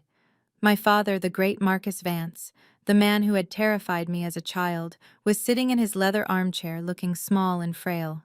He was wearing his pajamas and a dressing gown, holding a glass of whiskey with a trembling hand. Brad was standing over him, looming, thrusting a document into his face. "I don't understand," Marcus said, his voice slurring slightly. "Why do I need to sign this now?" "It is midnight, Brad. And why is it dated 6 months ago? I don't remember approving this vendor." "Because you forgot," Brad shouted, slamming his hand on the desk. "You forget things all the time, Marcus. You are getting old. You told me to handle it, and I did. But now the auditors are coming, and if this paper isn't in the file, they are going to think I acted without authority. Do you want me to get fired?" "Is that what you want?" Marcus blinked, confused. "No, of course not. But this looks like an admission of liability, Brad. If the prices are wrong and I sign this, it means I am the one who authorized the waste. It puts the blame on me." Brad dropped to his knees in front of the chair, changing tactics. He grabbed Marcus's hands, his face twisting into a mask of pathetic pleading. "Dad, please, listen to me. It is not about blame. It is about hierarchy. If they blame me, I get fired immediately. I lose the promotion. I lose my pension. I lose everything. But you are Marcus Vance. You are a legend here. If they think it was your decision, they will just call it a strategic error. They won't fire you. You are retiring soon anyway. It won't matter to you. He squeezed Marcus's hands tighter. Think about Chloe. Think about the baby. She is pregnant, Marcus. Do you want your grandchild to be born into poverty? Do you want Chloe to lose her house? If I lose this job, we are on the street. Is that what you want for your favorite daughter? To see her destitute because you were too stubborn to sign a piece of paper, it was a masterful, disgusting manipulation. He was weaponizing Marcus's love for Chloe, using the unborn child as a shield for his own crimes. He knew Marcus would do anything for the golden child. He knew that was his weak point. Marcus looked down at the document, his eyes watering. He looked at the pen Brad was forcing into his hand. I could see the conflict raging inside him. He knew something was wrong. His instincts, dulled by years of comfort, were screaming at him that this was a trap. But the fear of failing Chloe, the fear of being the reason his family suffered, was stronger. I cannot let Chloe suffer, Marcus whispered, his voice breaking. She needs to be taken care of. Exactly. Brad urged, his eyes lighting up with predatory hope. She needs you to be a hero, Dad. Just sign it. Save us. Save the family. Marcus took a deep breath, his hand shaking violently. He uncapped the pen. He lowered the tip to the paper. Brad watched him, holding his breath, practically salivating at the prospect of his own salvation. He was about to transfer his entire prison sentence onto the shoulders of an old man who just wanted to protect his daughter. I couldn't watch anymore. The pity I felt for my father was overshadowed by a burning, righteous anger. I stepped away from the wall and pushed the door open. It swung inward with a heavy creak that sounded like a gunshot in the quiet room. Don't sign it, Dad. My voice was calm, steady, and cold as ice. Brad spun around, nearly losing his balance. Marcus looked up, the pen freezing millimeters from the paper. They both stared at me as if I were a ghost. I stood in the doorway, the hallway darkness framing me, my wet hair plastered to my face, my eyes locking onto Brad with a promise of destruction. Sophia. Marcus breathed, confusion clouding his eyes. What are you doing here? Get out! Brad screamed, panic making his voice crack. This is a private conversation. You have no right to be here. I ignored him. I walked into the room, my gaze never leaving my father. I walked until I was standing right between them, effectively cutting the cord of manipulation Brad had established. Put the pen down, Dad, I said gently. He is lying to you. Lying? Marcus looked at the paper, then at me. What do you mean? He is not asking you to sign a compliance form, I explained, keeping my voice soft but firm. He is asking you to sign a confession. He has been embezzling money from the company for 2 years. He set up a shell company called Apex Global. He has been buying materials at triple the cost and pocketing the difference. Liar. Brad shrieked, lunging toward me. I stepped back smoothly and he stumbled, catching himself on the desk. She is crazy, Marcus. She is jealous. She is trying to ruin me. I pulled a folded piece of paper from my pocket. It was the invoice I had copied, the one with the real market values highlighted in red next to the prices Brad had charged. I placed it on the desk over the document Brad wanted signed. Look at the numbers, Dad, I said. Look at them. That is why the auditors are coming. They know the money is missing. Brad knows he is caught. If you sign that paper, you are telling the world that you stole that money. You will go to prison, not for a strategic error, for fraud. Marcus looked at the paper. He looked at the numbers. He was a businessman despite his faults. He knew how to read a balance sheet. The realization hit him slowly, turning his face a pale, sickly gray. He looked up at Brad, his eyes wide with horror and betrayal. You stole from us, Marcus whispered. And you want me to go to jail for it? Brad was backing away now, his face twisting into an ugly snarl. He realized the game was up. The charm was gone. The mask was off. So what if I did? Brad spat, his voice dripping with venom. You old fool, you barely look at the books. You made it so easy. And why shouldn't I take a cut? I run this place while you play golf. I deserve it. I stepped closer to him, standing my ground. You deserve a cell, Brad. And you are going to get one. You think you can stop me? Brad laughed, a frantic, unhinged sound. You are a nobody, Sophia. A secretary. Who is going to believe you over me? I will tell them you forged this. I will tell them you are insane. I didn't shout. I didn't get angry. I just looked at him with a profound, terrifying calmness. They will believe me, Brad, because I am not just the secretary. I am the one who hired the auditors. The silence that followed was absolute. Brad stared at me, his brain trying to process the information, trying to square the circle of the woman he had bullied with the power I was claiming. I took the pen from my father's shaking hand and capped it with a decisive click. Go home to your pregnant wife, Brad. Enjoy your last night of freedom, because tomorrow morning the real owner of this company walks through the front door, and she is not forgiving anyone. The sound of the paper tearing was the loudest thing in the room, a sharp, violent ripping noise that seemed to echo off the mahogany walls of my father's study. I held the pieces of the backdated confession in my hands, shredding them once, twice, 3 times, until the document that would have sent my father to prison was nothing more than white confetti raining down onto the Persian rug. I looked at Brad through the falling paper snow. His face had gone from pale terror to a deep, congested purple. The vein in his forehead was throbbing so hard I thought it might burst. He had been so close. He had the pen in Marcus's hand. He had his escape route mapped out. And I had just destroyed it right in front of his eyes. You little bitch! Brad screamed, the sound tearing from his throat like a wild animal. He didn't think. He didn't calculate. He just snapped. He lunged across the space between us, his hands curled into claws, aiming for my throat. In his mind, I was still Sophia, the weakling, Sophia, the victim, the woman who could be bullied into submission. He had forgotten that while he was busy stealing money and playing golf, I had spent the last 5 years channeling my rage into survival. I didn't flinch. I didn't step back. As his heavy frame came crashing toward me, time seemed to slow down. I saw the desperation in his eyes, the sloppy, amateurish way he threw his weight forward. I stepped slightly to the left, a movement so subtle he didn't even register it until it was too late. As his arm passed my shoulder, I reached out and clamped my hand around his wrist. My grip was iron. I used his own momentum against him, pivoting on my heel and twisting his arm behind his back in a seamless, fluid motion that I had practiced thousands of times in the Krav Maga studio in Tel Aviv. Brad let out a howl of pain as his shoulder joint was pushed to its limit. I didn't let go. I drove my knee into the back of his thigh, buckling his leg, and shoved him hard. He flew forward, colliding face first with the heavy oak bookshelf. Books and framed photos clattered to the floor around him. He tried to turn to fight back, but I was already there.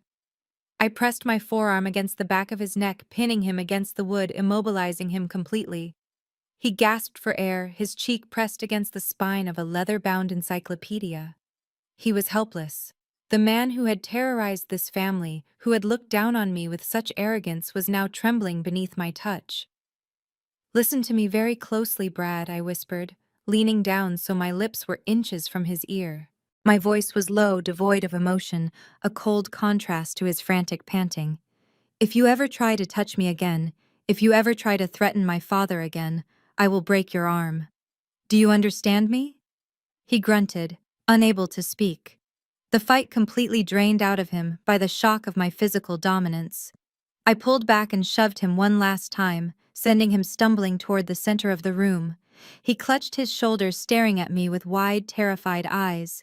He looked like a child who had just realized the monster under the bed was real. Get out of my house, I said, my voice ringing clear and authoritative. And Brad, when you wake up tomorrow morning, do not bother coming to the office to save your job. Use that time to find a very expensive criminal defense lawyer. You are going to need one. Before Brad could respond, the study door flew open with a bang. The noise of the struggle had traveled. Beatrice stood in the doorway, clutching her silk robe tight around her throat, her hair in curlers. Chloe was right behind her, looking sleepy and confused, rubbing her pregnant belly. They took in the scene in a split second, but through the distorted lens of their own bias. They saw Brad, the golden boy, leaning against the desk, clutching his injured arm, breathing heavily. They saw the books on the floor. And they saw me standing tall, fists still clenched, looking dangerous. "Oh my God!" Chloe screamed, rushing into the room. "Brad, are you okay?" She threw her arms around him, looking at me with pure hatred. "Mom, she attacked him. Look at him. She hurt him." Beatrice's face contorted into a mask of fury. She didn't ask what happened. She didn't look at Marcus, who was still sitting in his chair, pale and shaking, holding the pen like a lifeline. She only saw her son-in-law in pain and her scapegoat daughter standing over him. "You animal!" Beatrice shrieked, marching toward me. Her hand raised as if to slap me, but she stopped when she saw the look in my eyes. She lowered her hand, trembling with rage. "How dare you! How dare you put your hands on him? In this house, have you lost your mind?" "He was forcing Dad to sign a confession," I said calmly, pointing to the torn paper on the floor. "He is stealing from us, Mother." "I was stopping him." "Liar," Brad shouted from the safety of Chloe's embrace. He found his voice now that he had an audience. "She is lying." "Beatrice. She came in here like a lunatic. I was just helping Marcus with some paperwork, and she jumped me. She threatened to kill me. She is jealous of the baby. She is jealous of the promotion." Chloe began to sob, loud theatrical tears. "You are a monster, Sophia. You want to ruin my family. You want my baby to grow up without a father. You are just a bitter, violent, jealous old maid." I looked at my father. "Dad, tell them," I said. "Tell them what he was making you sign." Marcus looked up. He looked at me, then at Brad, then at his weeping wife and daughter. I saw the struggle in his eyes. I saw the truth sitting on the tip of his tongue. But then he looked at Chloe's stomach. He looked at the tears streaming down her face. He was a weak man. He had always been a weak man. He couldn't destroy his daughter's happiness even if it was built on a lie. He looked down at his lap and said nothing. His silence was the final nail in the coffin. "Get out!" Beatrice hissed, her voice low and shaking. "Get out of my house immediately. I am trying to save you," I said, feeling a strange sense of detachment. "I don't want your saving." Beatrice screamed, pointing at the door. "I want you gone. You are violent. You are dangerous. I do not know who you are anymore. You are not my daughter. You are a home wrecker. Pack your things and leave. Tonight. Right now. If you are not gone in 10 minutes, I am calling the police and having you arrested for assault." I looked at them one last time. The tableau of a perfect dysfunctional family. The crying pregnant sister, the indignant mother, the cowardly father, and the triumphant villain hiding behind their skirts. I realized then that I wasn't losing anything. I wasn't being exiled. I was being released. "I don't need 10 minutes," I said quietly. "I don't have anything in this house that I want to keep." I turned my back on them. I didn't look at Brad, though I could feel his gaze burning into my back, a mix of relief and gloating. He thought he had won. He thought that by getting me kicked out, he had silenced the threat. He didn't realize that he had just removed the only person in the world who had been willing to show him mercy. I walked out of the study down the long hallway lined with portraits of a family I no longer belonged to. I opened the heavy front door and stepped out into the night. The rain was falling harder now, cold and sharp against my skin. I didn't have a coat. I didn't have my car keys. I had left them on the table. I walked down the driveway, the water soaking through my clothes, chilling me to the bone. But as I reached the iron gates of the estate, I didn't feel cold. I felt a fire burning in my chest. I pulled my phone from my pocket. It was waterproof, thankfully.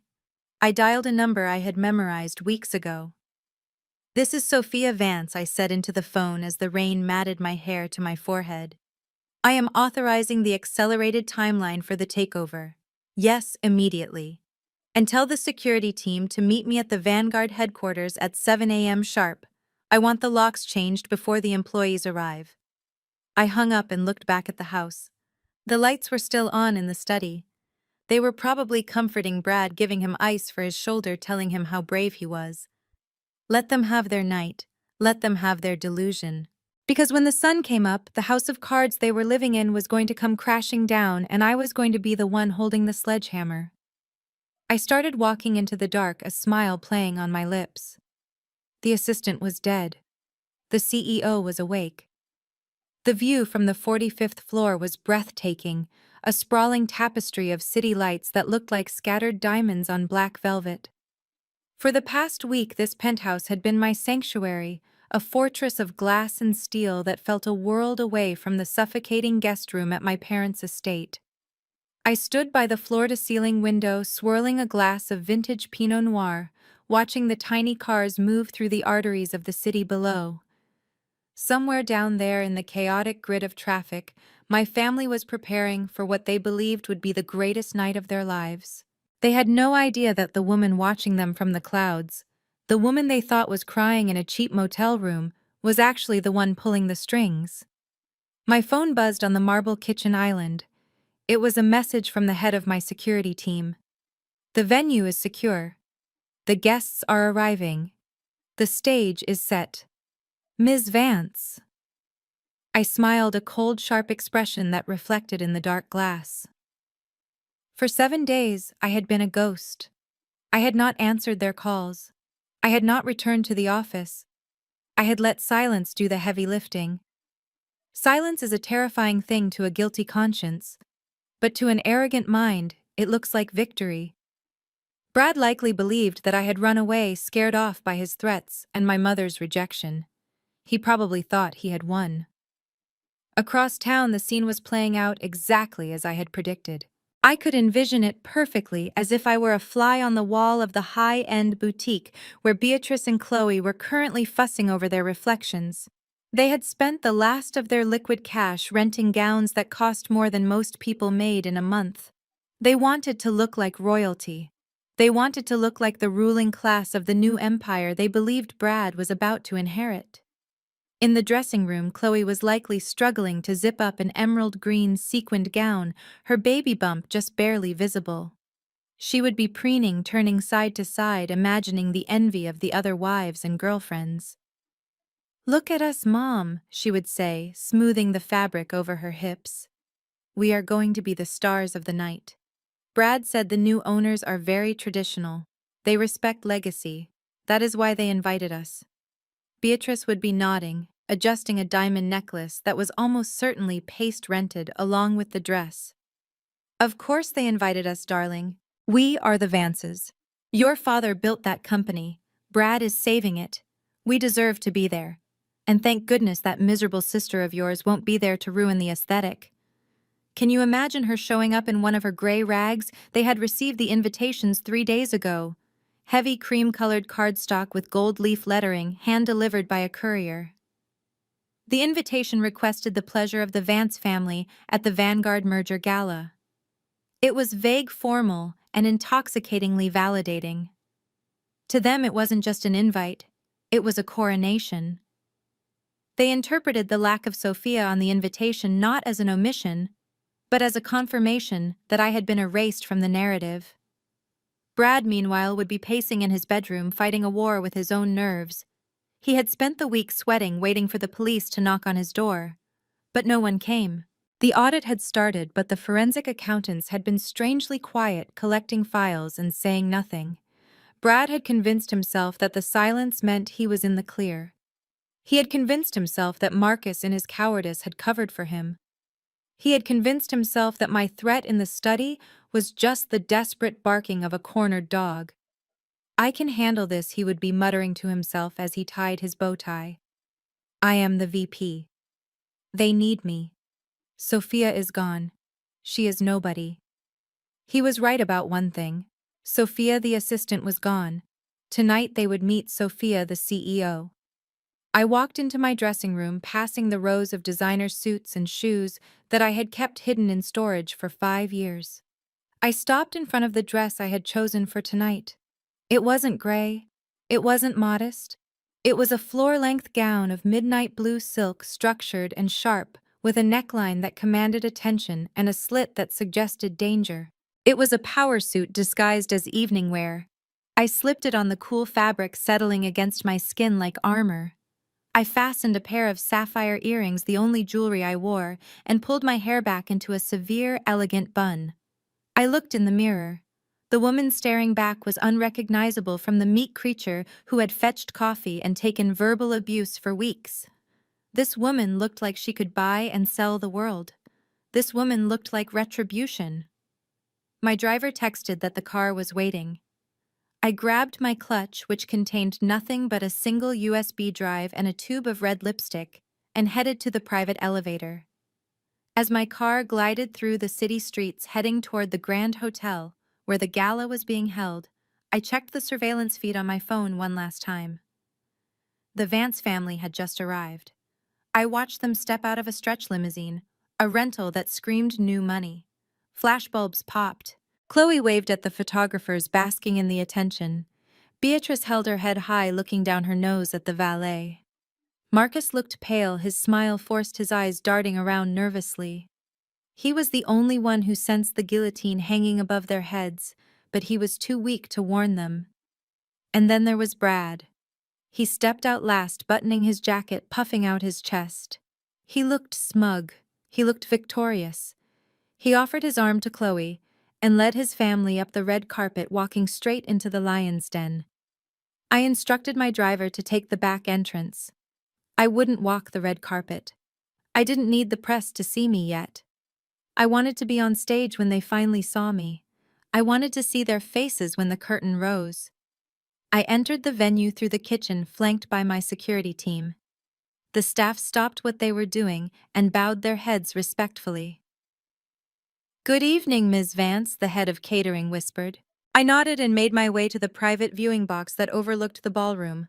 From here, I could see everything. I saw the crystal chandeliers casting a warm glow over the hundreds of guests. I saw the champagne flowing. And I saw my family standing near the center of the room holding court. They were laughing, clinking glasses with board members who were politely tolerating them. They looked so happy. They looked so safe. I checked my watch. 5 minutes until the announcement. 5 minutes until the fantasy ended. I applied the red lipstick, blotting it carefully. "Enjoy the champagne, Brad," I whispered to the glass partitions separating me from the noise of the party. "It is the last thing you will ever taste that you didn't pay for with your freedom." I turned to my head of security. "Tell the lighting crew to get ready, and tell the DJ to cut the music on my signal. It is time to introduce the new management." I walked toward the stage entrance, the click of my heels on the floor sounding like the ticking of a clock counting down to 0. The preparation was over. The execution was about to begin. The ballroom of the Grand Meridian Hotel was a masterpiece of opulence, a cavern of gold leaf and crystal that smelled of expensive champagne and old money. The air was cool and crisp, vibrating with the low hum of a string quartet playing in the corner, but to the Vance family, it felt like a stage built specifically for their triumph. They swept through the double doors with the confidence of royalty returning from exile. Beatrice led the charge, her chin held so high it looked painful, her eyes scanning the room, not to find friends, but to count the people who were looking at her. She adjusted the rented diamond necklace at her throat, a nervous tick she tried to disguise as elegance, and whispered to Chloe to stand up straight because everyone was watching. Chloe was indeed the center of attention, or at least she believed she was. She had her phone out the screen, glowing with the interface of a live stream, broadcasting her arrival to her followers. "Hey guys, we just arrived at the merger gala," she cooed into the camera, turning to capture the glittering chandeliers. "It is so exclusive. Brad is basically the guest of honor tonight. We are just so blessed." She panned the camera to Brad, who straightened his tie and gave a practiced winning smile that didn't quite reach his panicked eyes. Brad was trying to maintain the facade, but beneath the starch of his shirt, he was sweating. He scanned the room desperately, looking for validation. He spotted Arthur Sterling standing near the bar with a group of board members. This was his chance. He needed to be seen with the CEO. He needed to solidify his position before the mysterious new owners arrived. He patted Chloe on the hand, told her to keep filming, and strutted toward the group. Sterling Brad called out, his voice a little too loud for the polite atmosphere. "Arthur, great to see you. What a night, right?" He extended his hand, ready for the warm clasp of brotherhood. But Sterling didn't turn. He didn't smile.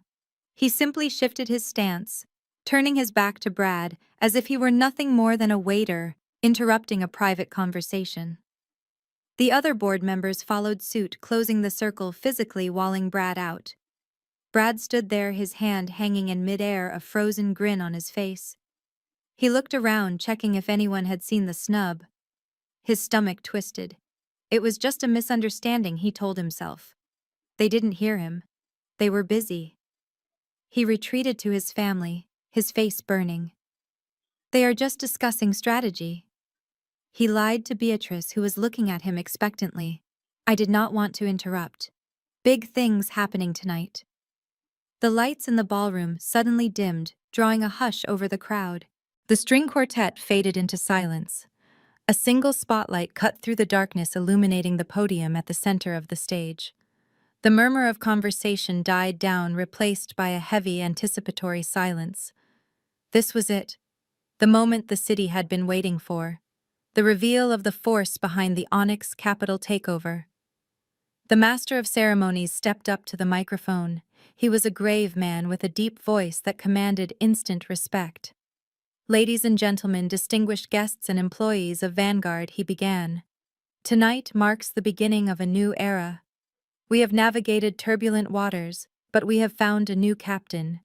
It is my distinct honor to introduce the majority shareholder and the new chairwoman of the board representing Onyx Capital." Brad held his breath. He gripped Chloe's arm so hard she winced. He was expecting a stranger, a faceless investor from overseas, someone he could charm, someone he could lie to. "Please welcome," the MC continued, his hand gesturing toward the velvet curtains at the side of the stage. "Ms. Sophia Vance." The name hung in the air for a split second, incomprehensible. The brain refuses to process what it cannot accept. Brad blinked. Beatrice frowned, tilting her head as if she had heard a foreign language. "Sophia." It couldn't be. Their Sophia was a failure. Their Sophia was probably crying in a gutter somewhere. It had to be a coincidence, a common name. And then the curtain parted. The woman who stepped into the spotlight was not the Sophia they knew. She was a vision of terrifying perfection. She was wearing a gown that looked like it had been woven from the night sky itself, a deep midnight blue silk that shimmered with every movement. It was a piece of haute couture that cost more than Brad's car, tailored to hug her form, like a second skin structured with sharp, dangerous lines that screamed power. Her hair, usually pulled back in a messy knot, was cascading in sleek, glossy waves over one shoulder. Her face was painted with a precision that highlighted the sharp angles of her cheekbones and the cold, diamond-hard resolve in her eyes. She didn't walk. She prowled. Every step was deliberate, commanding the attention of every soul in the room. She walked to the center of the stage and stood there, bathing in the light, looking down at the crowd with the imperious calm of a queen surveying her subjects. The reaction in the room was a ripple of polite applause, but in the center of the ballroom where the Vance family stood, there was a localized earthquake. Marcus was the first to break. He had been raising a glass of champagne to his lips, ready to toast the new boss. When he saw his daughter standing on that stage, looking like a goddess of vengeance, his fingers simply stopped working. The crystal flute slipped from his grasp. It hit the marble floor with a sound that seemed deafeningly loud in the quiet room, shattering into 1,000 glittering shards. Champagne splashed onto his polished shoes, but he didn't move. He stood with his mouth hanging open, his eyes bulging, his breath caught in a throat that had suddenly gone dry. Beatrice was a statue. She had stopped breathing. Her brain was short-circuiting, trying to reconcile the image of the daughter she had kicked out of her house in the rain with the woman standing on the stage. The realization hit her like a physical slap. The money, the power, the confidence. It had been there all along. She had thrown away a diamond because she thought it was a rock. Her face went pale, her lips trembling as she whispered a single horrified word: "No." But it was Chloe who suffered the most public humiliation. She had been so busy preening for her live stream that she hadn't looked at the stage until the name was announced. When she looked up, phone still held high, her entire world collapsed. She saw Sophia. She saw the dress. She saw the undeniable truth that her scapegoat sister was actually the master of their universe. Her hand went limp. The phone slipped from her fingers, tumbling end over end until it hit the floor, the screen cracking into a spiderweb of fractures, the live stream cutting to black. Right? As thousands of people watched her face contort in shock. Sophia didn't speak immediately. She let the silence stretch. She let them look at her. Her eyes scanned the crowd until they locked onto the small, huddled group of her family. She saw the broken glass. She saw the broken phone. She saw the broken pride. She leaned into the microphone, her voice smooth, rich, and amplified to reach every corner of the room. "Good evening, everyone," she said, and her gaze never left Brad's terrified face. "It is a pleasure to finally welcome you to my company." Brad felt his knees give way. He grabbed the back of a chair to steady himself, but the room was spinning. The audit, the investigation, the trap. It was all her.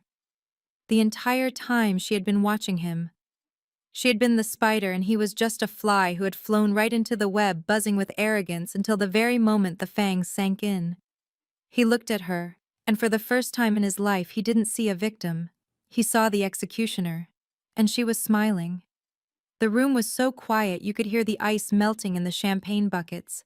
The applause had died instantly, strangled by the sheer weight of the tension radiating from the stage. I stood at the podium, the microphone cool against my palm, looking down at the sea of faces that had morphed from adoring to confused. They were waiting for a speech about synergy and growth, about the bright future of Vanguard under Onyx Capital. They were expecting the usual corporate platitudes. Instead, I gave a small, imperceptible nod to the technician in the booth. Behind me, the massive LED screen that had been displaying the golden Vanguard logo flickered and changed. The gasps from the audience started in the front row and rippled back like a wave. It wasn't a slide about profit margins. It was a forensic flowchart. It was a complex, undeniable web of red lines connecting Vanguard's procurement department to a shell company called Apex Global Supplies. And right in the center of the web, enlarged for everyone to see, was a copy of a bank transfer authorization. It bore a signature that everyone in the room recognized, but the beneficiary account was one that belonged to the man currently gripping the back of a chair to keep from collapsing. I didn't raise my voice. I didn't need to. The truth has a volume all its own. In the process of our due diligence for this acquisition, I began, my voice steady and devoid of warmth. We uncovered a series of financial irregularities that could not be ignored. I pressed a button on the clicker. The screen zoomed in on a specific invoice. The one for the steel. The one with the 300% markup. We discovered that for the past 2 years, the Director of Operations, Mr. Brad Miller, has been systematically siphoning funds from this company. Through a network of phantom vendors and falsified invoices, Mr. Miller has embezzled approximately $1.2 million. The number hung in the air, heavy and suffocating. 1.2 million. It was a fortune to most people in that room, but to the board members, it was something worse than theft. It was a betrayal of their competence. They had let this happen under their noses. Brad let out a sound that was half scream, half sob. He stumbled forward, his face slick with sweat, his eyes darting around the room like a trapped animal. "That is a lie!" he shrieked, his voice cracking. "She is lying. She forged it. It is a setup." He looked at the board members, begging for an ally. "Arthur, you know me. I would never do this. She is trying to frame me because I fired her. She is crazy." But no one moved to help him. The evidence was literally 40 feet high behind me. The bank account numbers matched, the dates matched, and the desperation in his voice wasn't that of an innocent man. It was the panic of a guilty one who sees the walls closing in. "I am not finished," I said, cutting through his hysteria. I clicked the remote again. A video file appeared. It was grainy, taken from a hidden camera in an office ceiling. It showed Brad sitting at his desk, stuffing a thick envelope of cash into his briefcase, the very same cash he had accused me of stealing. The date stamp was from last week. The crowd murmured.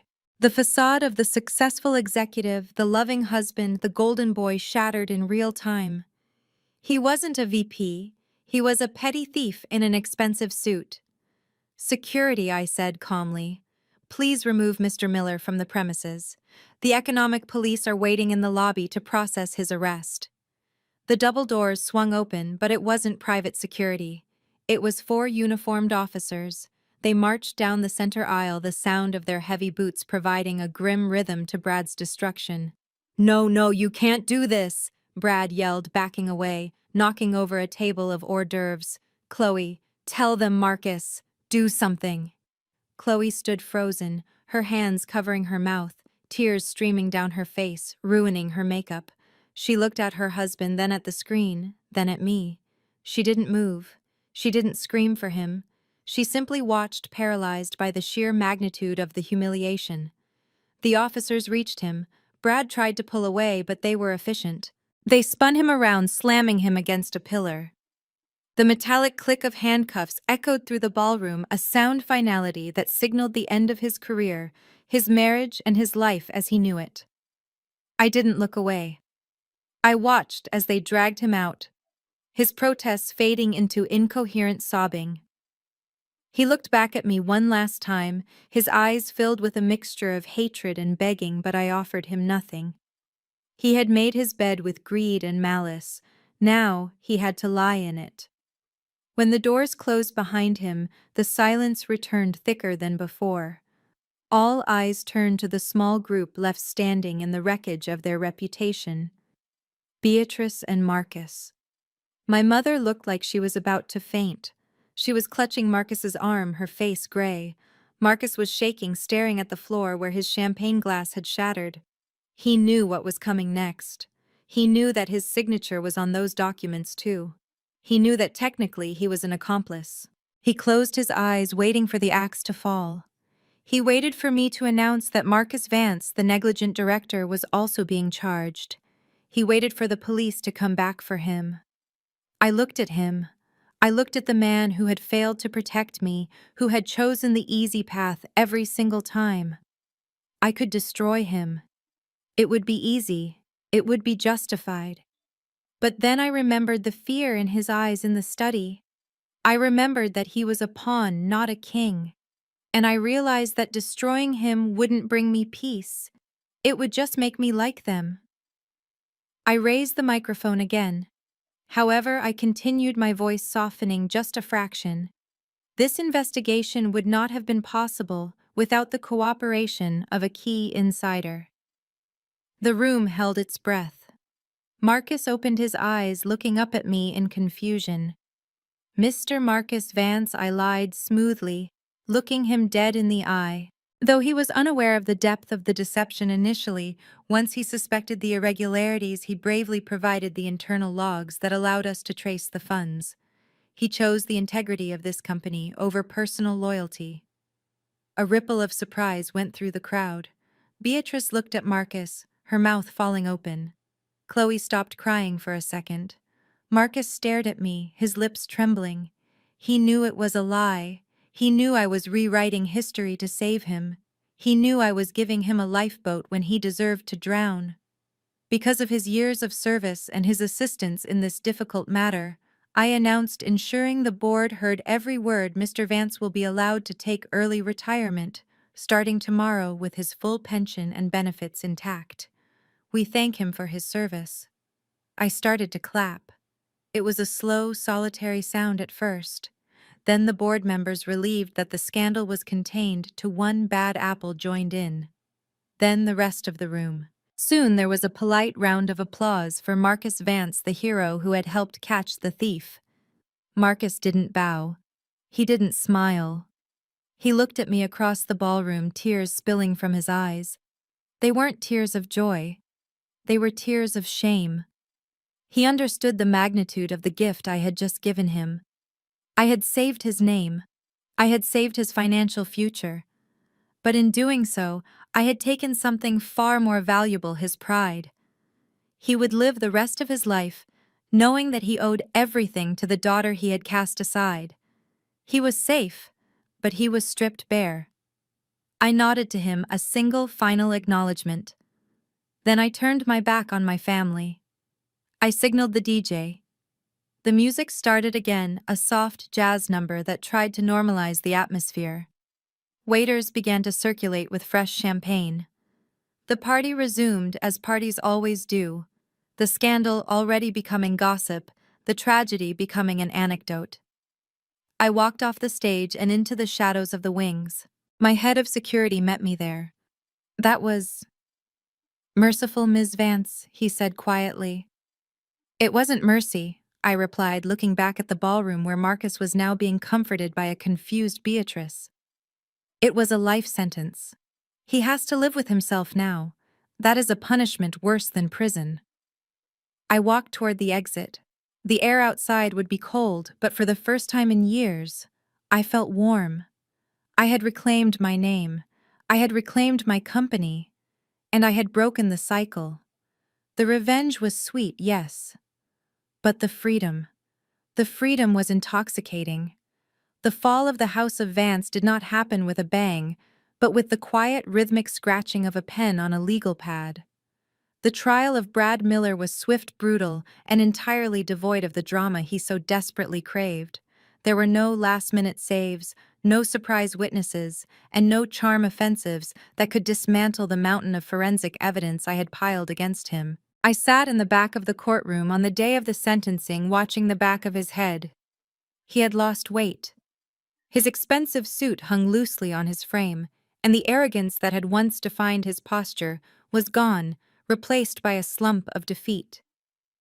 When the judge read the sentence, 8 years in federal prison for embezzlement and fraud, Brad didn't scream. He didn't look at Chloe. He just closed his eyes and let the bailiffs lead him away. The golden boy was tarnished beyond repair, and the system he thought he could outsmart had swallowed him whole. The collateral damage was immediate. With Brad's assets frozen and his income gone, the facade of Chloe's perfect life crumbled within days. It turned out the house Brad claimed he was going to buy was just another lie. They were months behind on rent for their luxury apartment, and the eviction notice was pasted to the door before Brad had even processed into his cell. I heard through the grapevine that Chloe was selling her possessions. I didn't need to see it to picture it.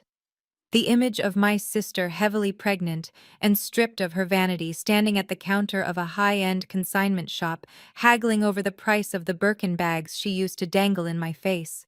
She was learning a hard lesson about the difference between net worth and self-worth, a lesson I had mastered years ago in the silence of my exile. 3 weeks after the sentencing, the concierge of my building called up to the penthouse. He sounded hesitant. "Ms. Vance, there is a couple here to see you. Marcus and Beatrice Vance. They say they are your parents. I told them you have a strict no-visitor policy, but they are insisting."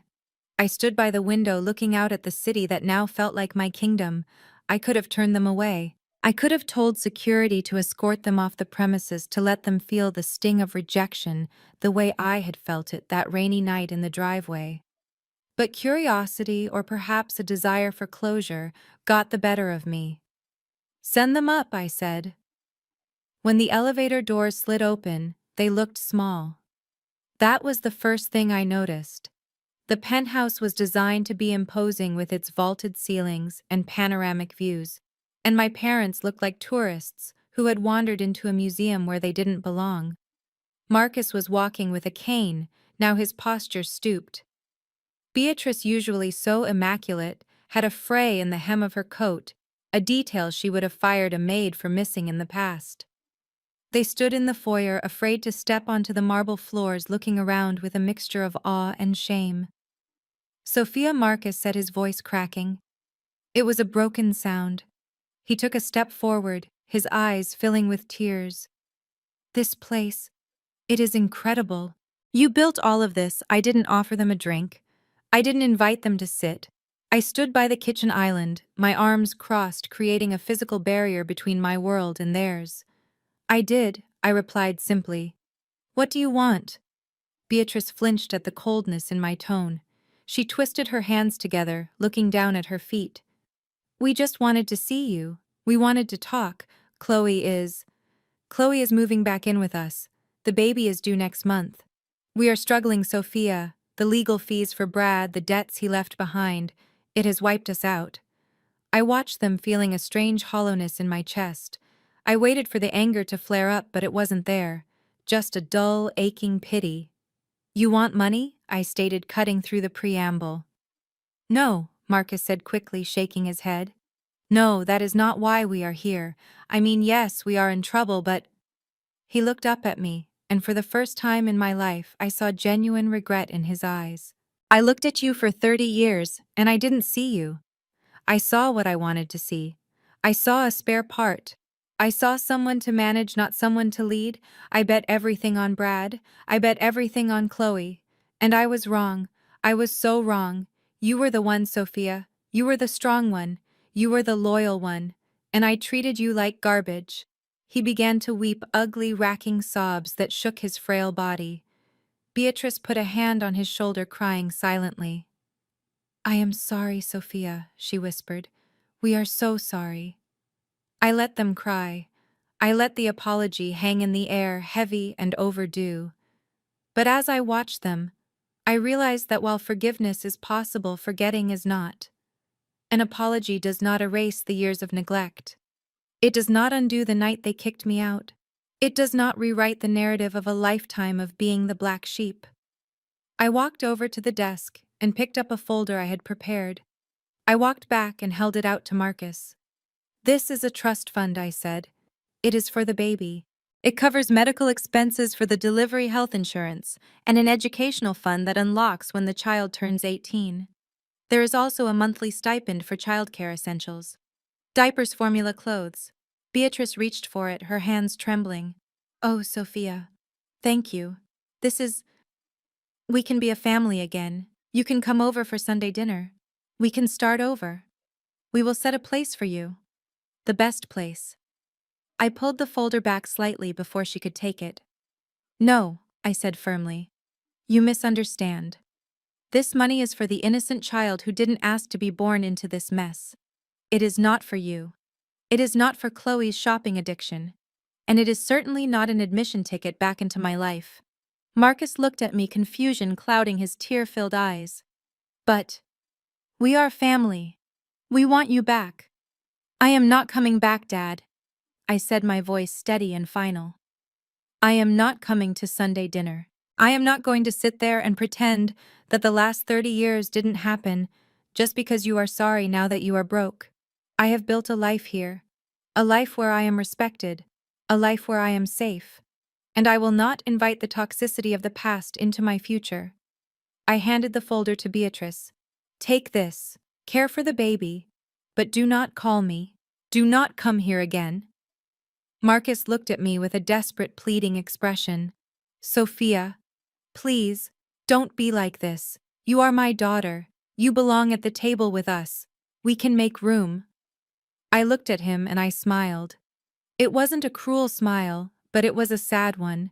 It was the smile of a woman who had finally realized her own value. I am not a leech, Dad, I said softly. I am the one in charge. And the person in charge sits at the head of the table or eats alone. I turned and walked toward the window, signaling that the meeting was over. Behind me, I heard the soft shuffle of their feet, the quiet click of the door closing, and then the silence returned. I looked out at the city lights, feeling a profound sense of peace. I was alone in the penthouse, but I wasn't lonely. I was free. And for the first time, the view from the top didn't look scary. It looked like home. Have you ever had to cut ties with toxic family members to save yourself? It is the hardest decision you will ever make, but sometimes it is the only way to survive. If my story of revenge and redemption resonated with you, please hit that like button and share this video. You never know who needs to hear that they are strong enough to walk away and build their own empire. Subscribe for more stories of truth, justice, and the power of standing your ground. Thank you for listening. The most profound lesson from Sophia's story is that self-worth is non-negotiable and intrinsic. She endured years of humiliation, not because she was weak, but because she was strategically biding her time. Her ultimate victory wasn't just about exposing financial fraud, it was about exposing the fragility of a family built on greed and superficial appearances. We often fear losing family, but Sophia showed us that losing toxic connections is actually a gain. Real power is realizing you don't need a seat at a table where you aren't respected, you have the strength to build your own. If you believe in the power of self-respect and justice, please hit that like button, subscribe to the channel, and share this story with someone who needs to hear it today.